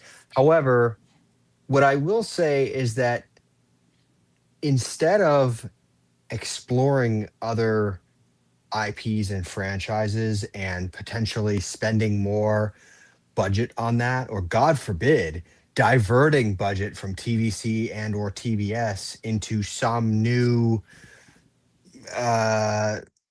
exploration adventure, I would prefer them to just put more investment in the line that's already there, the line that we already care about and passionately advocate for, every single day. I'd much rather that if they're going to magically come up with a pool of money from nowhere, then I would prefer them to just pour that into TVC. I certainly don't want them to pull away from TVC to try to make some new line, even if that is Indiana Jones. I would love a TVC quality Indiana Jones line. I would love that. But would I love that at the expense of budget for TVC? No, absolutely not. Absolutely not. And John, I saw you just highlighted the Riley Bob comment. Like this is exactly how I feel, where Yeah, it is hard to get excited for potential new IPs for 3 3/4 inch when they struggle to support TVC to its full potential. And it's like, Right. yeah, that's yep. And again, this goes back to the trust thing. You know, the press release, John, you wrote this quote in here, Yep. you know, discover an epic way to capture your favorite fandom worlds, characters, and moments in a 3.75-inch scale and glorious detail. With Tron as a pioneer franchise for this new initiative, you can look for more announcements about Hasbro 375 in the future. Where will your fandom take you? I'm sorry, pioneering things with Tron? Like, come on, dude. Again, TVC exists. Yeah. So, but I get it. I think this is a brand. I think Hasbro 375, I think, is like the line, and then it's sub focuses. It's whereas Star Wars is a dedicated thing. Yes. Marvel's a dedicated thing. 375 is a catch-all. I get it, but still, it's like similar to how, you know, Super 7 has Reaction, which is 3.75-inch figures in a 5 POA format. This is a more super articulated TVC style figures in other lines, which I think is cool. I share all the same concerns as you mentioned about, you know, this taking resources and talent away from TVC, which would be unfortunate. But, you know, like I know the 6-inch Tron Legacy figures, I think they're being worked on by the Marvel Legends team. At least I saw Dwight post about that. I know the indie line was made by the same people that do Star Wars and stuff. So if I may, though, to go back to the Tron Haslab, you know, I did back it. And I'm mixed because I do like Tron. I don't know if I do like it this price point enough. I like Tron, but I do love Tron Legacy, and so I backed this. These figures to me, they look great. It's a steep price. I don't know if I'm going to keep my backing for it, and something that, you know, makes me less likely to keep that backing for it is the movie that I do like, Tron Legacy, seems to only be a 6-inch thing for them. There's no, and so it was just like, okay. They loved all the comments and the frustration about some characters only in 3.75 and some only in 6-inch. So they said, let's do that for other brands too. Yeah. So I don't know, man. And again, that's like, okay, so why would I want to get hyped on this Tron 3.75 world when you're just not gonna do it? Yeah. So they're creating more balance to scales issues already. It's just dumb because if there was those Tron Legacy figures in 3 3/4 inch, I would not hesitate to buy 2 of each one. No hesitation. Yeah. Instantly get them. That's fine. But I will say that I do think it's a little interesting that they are going with another HasLab that is now 375. Because prior to that, it's only been Star Wars. So I find that a little interesting that there's a little more faith to go with our scale. Didn't they do an O-Ring Joe 3 3/4 inch? Oh, yeah. So okay, and then they said we're not going to do Joes anymore. You have at it, Super 7. Yep. Oh man, but the only thing I see, all right. So I share a lot of your benefits, especially with like Raleigh Bob's comment that he brought up there, because you know we're constantly like, hey guys, you still haven't finished our Razor Crest. Where's the client? Like, where's all these other things from like that first season of Mandalorian? That will we ever get? Like, how long's it been since season 1 Grief Cargo made an appearance? It's gonna 6 look. years. It's going to look ridiculous when we get that guy in 8 years from when we first saw him. Like, come on. Weeps and Kylo Ren. Oh, jeez. But, like, I do find it interesting that, like, you know, they're trying to take this approach of going into more properties and just expanding a 375 line in general. Because it does open the door to then bring in new fans from other things who may not be full in on Star Wars collecting. But if they start seeing really nice, fully articulated action figures from properties that they like, they might be like, oh, those Star Wars figures also look pretty cool too. Look, there's people building worlds around gunships or cantinas and things that like maybe I really love Star Wars, but I wasn't deep into collecting it. So I do see a benefit there. Now there is a really long road to go down to like make these lines actually successful, appeal to people, and then help grow 375 in general. So I kind of see some value here, but it's still scary at the same time. Well, what I wonder. I'm sorry. Sorry, go ahead, Evan. Okay. Well, the shock and awe of the HasLab being the launch for this, where it was just like, okay, so then if it fails, then you're just going to take away the lesson that people don't want 3 3/4 inch figures, probably. And it's like, no, we want them. Like, don't ask us to pony up. If we want one to open and one to keep carded, don't ask us to pony up $500 some right off the bat for something that you're not even sure you're going to commit to. Yeah. It's like, dude. And I'll say a negative to this too, real quick, Tyler. Sorry to cut you off. Is that when we're talking about like the gunship and the lack of things to have prior, where you don't have any Tron stuff. This is going to be your first thing, and like. That's not too exciting, but maybe exciting to someone. But then if you don't get it, then you don't have them. And it's like, then you're just flat out of luck. Okay. So I'm wondering if this whole new initiative, whatever you want to call it, this new 375 thing, right? If they're going to, let's say, God forbid, the Tron Haslab fails and they decide not to say, okay, we're just scrapping this experiment because 375 doesn't sell, right? They say, all right, the Tron one didn't fund, is what it is, but let's try this other franchise. And I keep going back to Indiana Jones, but you can pick something else: Predator, Terminator, James Bond, Lord of the John Rings. Wick, whatever, Lord of the Rings, Pirates of the Caribbean, whatever you want to, whatever, it doesn't matter. What if they have maybe less confidence in some other IP, and so this is what they're going to do? They're going to test the waters on a wider line by doing a HasLab first. And so maybe with Indiana Jones, if they were to do it, I don't have any intelligence on an Indiana Jones HasLab coming. I don't know anything about that, but I'm just saying, what if they coming, guys? what if they launched, tested the waters on a TVC style indie line by doing I don't know, that airplane at the end of Raiders, or the truck, or like the tank at the end of The Last Crusade, and that's the HasLab that they open it up with, and then you get like a few supporting figures, and they sort of test the waters and see what the reaction is, and then if it doesn't back, then that line is effectively dead in the water, and they don't go any further with that IP. You know what I mean? I feel like that might be what's happening here. It would have been a great time for that indie thing back when there was a new indie film. I know. But instead they decided Evan. to go on that 6-inch. They went all in on 6-inch, and that sold about as well as curdled milk on a hot day. And it was like, dude, whatever. It's just like, like even like Tyler's just mentioning, say they wanted to do like a Predator line. There's about to be a movie out.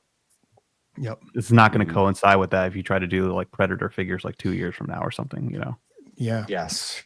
And strike when the iron's hot. Also, I've seen folks, mention the other things too, and kind of tying back to when we were talking about price. So like Haya Toys is doing really great 3 3/4-inch figures for things like Alien. I think they have Predator. But those are like 30 to 40, almost $50 each. Then it makes the $20 figure not look so bad. So this is true. I will also say that as much, grief as people can give Hasbro, their quality of figures can't be touched. No. Haya's great, but their articulation is nowhere near as good as Hasbro. And I was actually talking to some of the guys from Hole in the Ground production. He's had a lot of his figures from Haya break, like snap. Yeah, they're very brittle. Yeah, they're very brittle. I've never had that, fortunately, but it's just like. Are Joy Toys that brittle? Anybody know about Joy Toys? I don't have any. Not the ones that I've had. They're pretty good. Same thing with like Acid Rain. They're not too bad, but again, like you're not getting the like flawless design and articulation at the same time. As long as they don't have rolled up sleeves and you can see their fat little wrists. That is also true. I've said it many times. All these people that get frustrated with Hasbro, and they're like, I wish some other company would take over. No, somebody else should get the license. Like, guys, there's no other company. Mattel can't do it.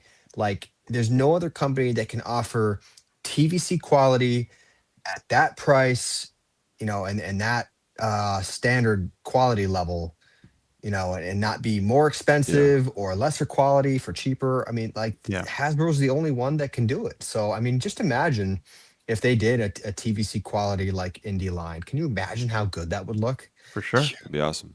I'd be in. Like, I'll tell you right now, I'd be in. Like, really I'm not a big Tron person, but I look at those figures and like the design's great. They look really nice. The articulation, like Emily is a boss when it comes to helping like spearhead that kind of stuff. Yeah, she's great. And And like you same said, with Chris with the vehicle design. but like with an indie HasLab, like you said, if they do a tank or something, it kind of feels like this is like, if this doesn't back, we're just not going to get 375 Tron figures at all, which like I would like them.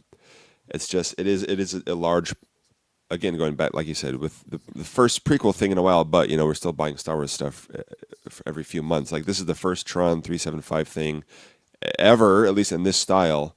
And it's like, it'll either exist or not. So we need 10,000 people to pony up. And it's like, what, huh? Yeah. I don't know if that's a recipe for success. They will also actually have to do some really strong marketing to like Yeah. reach To out let to people know, that aren't already tuned into this stuff. Yeah, exactly. Like you had no Tron collection. You haven't been diving into this world or purchasing things from Hasbro. How are you going to know this exists? Like One of the getting Twin Sons boys wrote in the chat earlier that I think he wrote in the chat earlier that IO9, right? Is it? Yeah. Did an article about it, which it didn't do for the gunship, but and this is the sort of thing they should be reaching out to. Didn't they do one with Collider one time, or am I imagining things? They partner with different fan sites to reveal stuff fairly regularly, but they just didn't do that at all for the gunship, which was a strange thing. But it's also going to be important to do that. It just goes with the weird reactive thing too, where again, the new Tron movie is out in theaters right now. They've done the marketing push for the past month for it and trying to get people hyped for it. That would have been the time to be like, hey, here's some cool Tron stuff. There's a new movie coming, but do you like the original Tron? We know, that. Check out all this cool stuff. Yeah. But then instead it's like, we're going to launch it the day that this movie comes out. And look, the movie made $20 and nobody wanted to watch Jared Leto do his thing. Totally justifiable. And hey, anyways, spend $500 on some action figures. It's like you need to have a deal with like the movie theater to give out a flyer to be like, here's the thing you could go buy. Like, no one knows. And the 6-inch stuff they just showed, and they're like, oh yeah, it's coming eventually at some point somehow. We don't know, but get excited. Yeah. It's like the hype is right now, if there was ever going to be any. Yeah. But I think Tron is a niche. It's more niche than people seem to realize. Every 15 to 30 years they trot it out, and everybody kind of shrugs and goes, okay. We saw it again, we saw it 15 years ago when Tron Legacy came out, and everybody was like, okay, neat. Anyway, and then Disney was like, oh yeah, nobody wanted to watch this. Oh, that's fine. Yeah. Yeah. Again, I like that movie, but did it break the world? No, it didn't. So no. They always look cool. They always sound cool, but I'm like, I don't know. Yeah. No Star Wars. It's no Star Wars. Nothing is, damn it. But yes. So it's like everybody's minds go to indie. The mustache has spoken. Riley Bob. There's hundreds of us Tron fans. I do think of all the potential, indie has the strongest to be probably, successful. Honestly, Tyler, when you brought up the tank, the end of Last Crusade as a possible HasLab item, that would actually be pretty damn. Dude, imagine the combat assault tank, the Imperial combat assault tank, only as a Last Crusade tank. Yes, yeah. I think that would be. And then maybe awesome. You offer like one of the tiers is like the horse. Yep. Dude, you're gonna tell me that's not gonna back? I guarantee you that would back. And the 2008 line was awesome, and I had only a handful of it, but I went. The quality control was really bad on it with the eyes. Eyes were as big anywhere as near. Yeah, like went back. They all look like Steve Buscemi, and was it Mr. Deeds? They're on. But like Tana says, Indiana Jones is already a sister series for Star Wars. It's already, Lucasfilm. You've already got a captive audience here. That makes the most sense to me. I think that's why a lot of people just go there first. We're talking about what they could do next. And then middle-aged Kiwi man. Yep, we've been saying Yep, absolutely. Yeah. And if they don't want to do Star Wars, maybe they could do, I don't know, real hyper, like let's do a figure line for Mandalorian and Grogu. Like let's do when things are new. Let's do a whole line. Oh, if only. So, I can only imagine walking into a store while the movie's out and be like, it's like Target has a Stranger Things aisle with all the figures I saw it today. Oh, dude. Yeah. When Jason posted that, I'm like so nostalgic for like entire aisles being devoted to a franchise. Like Star Wars used to have its own aisle at the toy store. I know I've talked about it, but I'm still not over it 6 years later, just how sad it made me, after going to the store, after watching Rise of Skywalker and seeing like little kids in the toy aisles. And I saw this of a kid wanting to like buy stuff, but there was no figures to buy for this kid. And it was just like, sure, I'm a 30-year-old man. Maybe I hate that movie, but like, what if the kid saw it and liked it, and that's their entry point to it, but doesn't exist for them? So it's like, dude, come on. But I guess we'll see what happens. 375. Yep. A couple more comments real quick. I think Marvel would be really cool because they used to do some 3.75-inch figures and they gave up on that. Now they're doing the 4-inch figures, which I do have some, and they are fun, but TVC quality. Spaceballs, maybe. I think there was there was an agreement with the first movie. With the agreement with Lucas was you can do this, but you can't. No merchandising. But maybe now, maybe things are different now. I don't know. Somebody mentioned Willow. I would absolutely buy a TVC quality line of the original Willow figures. They had absolutely. I know you're not a 5 POA guy, but they did have some Super 7 a couple of years ago. And when the show came out, they made a I'm sorry, what show, John? The show was removed from history, and so were the figures before they even. So that bodes well for a Willow figure. Yeah, line. so I would like that as well. I would like that very much, but I would love, when they did the 50th anniversary a couple years ago for Lucasfilm, I would love THX 1138 figures. I want all this stuff. If they could do a little Lucasfilm greatest American hits. Graffiti, the car. Yeah, with the car, that'd be awesome. Yeah. Just stick diner playset. Stick to Lucasfilm, guys. We're fishing a barrel. Just do it. But dude, I'm still obsessed with the idea. Two-headed dragon as a HasLab with Willow. Yeah. Yes. The Willow mains and General. What's his name? General Kale. General Kale. They're all the villains were named after movie critics. Pauline Kael, and then Siskel and Ebert became the Aborsisk. Yeah. I'm obsessed with the idea of Lord of the Rings though at 3 3/4 inch and TVC. Lord of the Rings would be so cool. Can you imagine having the Council of Elrond scene, like the whole fellowship? I was gonna say, what would you pick for a HasLab for Lord of the Rings? Gandalf v Balrog. Oh yeah, the Balrog. Oh, dude, that'd be huge. With removable drool. Massive. Yeah, with removable drool and some cardboard backdrops. The Balrog would be super cool. And a piece of the bridge, and maybe the bridge could have a little electronic thing that you push the button and it goes, "You shall not pass." Like, give me that. Don't forget a bone and a rock too. Yeah. Me that stick. Yeah, stick. Yeah, that'd be awesome. That could be cool. Yeah, I'd go nuts for that. So anyway, but then again, you've seen what makes me cheer. It's not much. So before we wrap this up, I want to open up the floor. I like to do a little question time real quick before we wrap up. Can we do that? Do we have if anybody has any more questions, sure. Does anybody have any questions for us or I know someone was asking multiple times throughout, when are they going to show? Yes. Like, when are we going to see more reveals? And we mentioned it earlier in the show. It sounds like probably MCM London was when we can expect to see some more reveals. 24th through 26th. I believe they have a panel on the 25th. So that's 2 weeks from now. Because just to recap, they said Padme and Shaak T would go up to pre-order with the rest of the figures in their wave, which it's now safe to assume those will be revealed before the 28th when they go up for order. So. And I believe Hasbro will also be at Luca Comics and Games in Italy. That goes from October 29th through November 2nd. So that's right after those reveals. Again, time zones, always confusing. But so maybe the wave will go up at rest of the wave could be revealed at MCM, then maybe something more at Luca. Right after that, I don't know. People always asking for the Poggle impression. I can't do the Poggle, Yeah, sure. There you go. There you go. A little bit. There you go. Perfect. Just a taste. I got to keep them wanting more. Preferred red. Where's the largest collection? Oh man.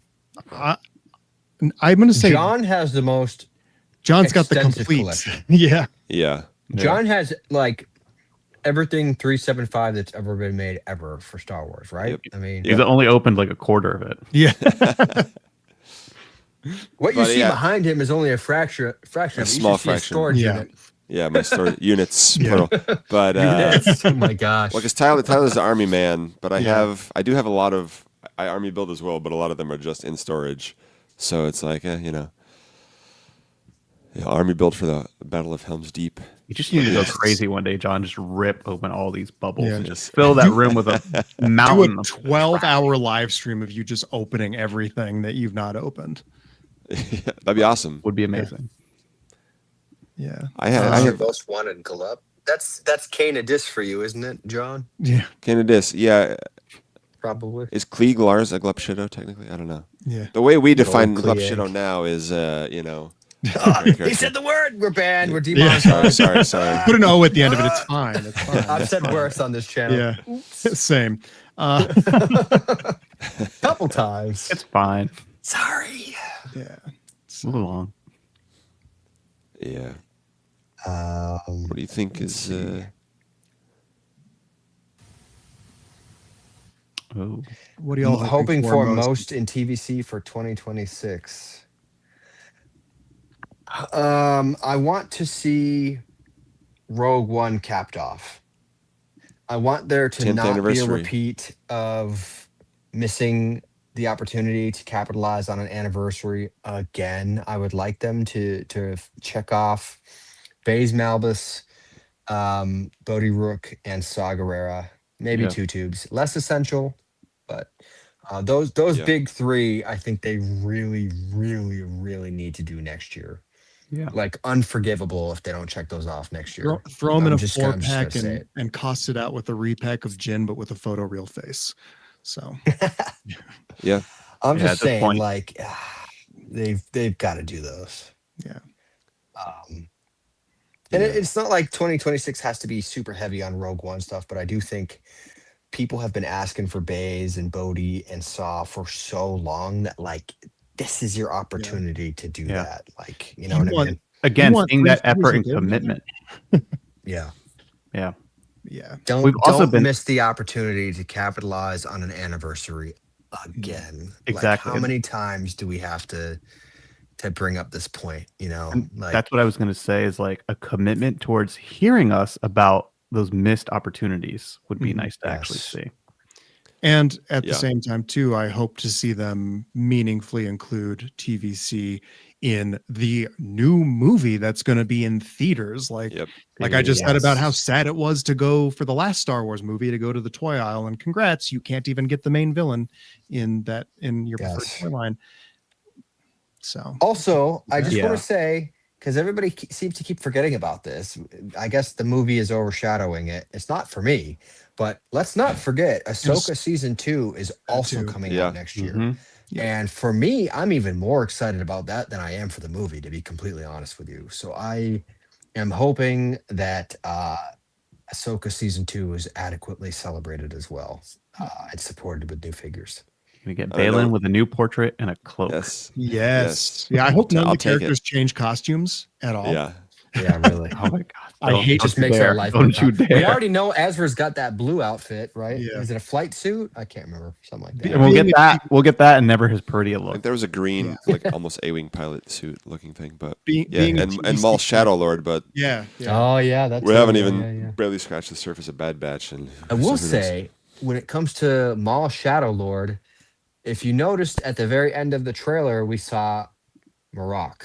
Yes. And that would be his 3rd appearance now, because we've seen him obviously primarily in Ahsoka. We also saw him in Tales of the Empire, only briefly, but we did see him. He was This would there. be his 3rd appearance. So give us those Inquisitors, Hasbro. Make Marok. You know, Tanith says, I calculated 0% chance we'll get anything from Maul. Hey, man. I think you're probably right. But one thing, he's wearing the same costume. So Yeah. I could easily see them just Repack. putting, like they did with Repack. Ahsoka for her show. They took the Mandalorian appearance of Ahsoka and put it on that. So at least there's one thing. And that's a good figure, even though it doesn't have the new hips. So I'm just glad that Marok is being sort of kept in public attention because of his reappearances like this. It helps increase the potential that we might actually see that figure at some point. Because again, the 6-inch collector's got him, and I want him. There's So- Inquisitors all over Star Wars, and we have two of them. So yeah, we need a lot more. Ooh. God. It's like at this point, at least finish off Ahsoka season 1. Give us Marok. Give us Ezra Paridia. Like, come a on. hole missing in my collection. It got close, but yeah, they did do a good job supporting. It's that one show, of the but best. Like I've been the happiest with the Ahsoka stuff. Like we got the Ghost, we got all these characters. Like really, Ghost, Ewing, Howler for world building stuff. Yeah, I honestly never thought we'd get that Howler. Yep, same. Me either. That was quite a nice surprise. They've done obviously a really great job supporting the Mandalorian as well. Except we got to get those Praetorians. I got to shout that out. I got to. You knew it was coming. You knew it was coming. Maybe they'll be in the movie. Those Praetorians. Yeah. And the rest of the Razor Crest people too. But. Yep. It's very much, again, going back to that Hasbro 375. It's kind of hard to like get amped when it's like the line that you already have. You can't even complete teams and themes.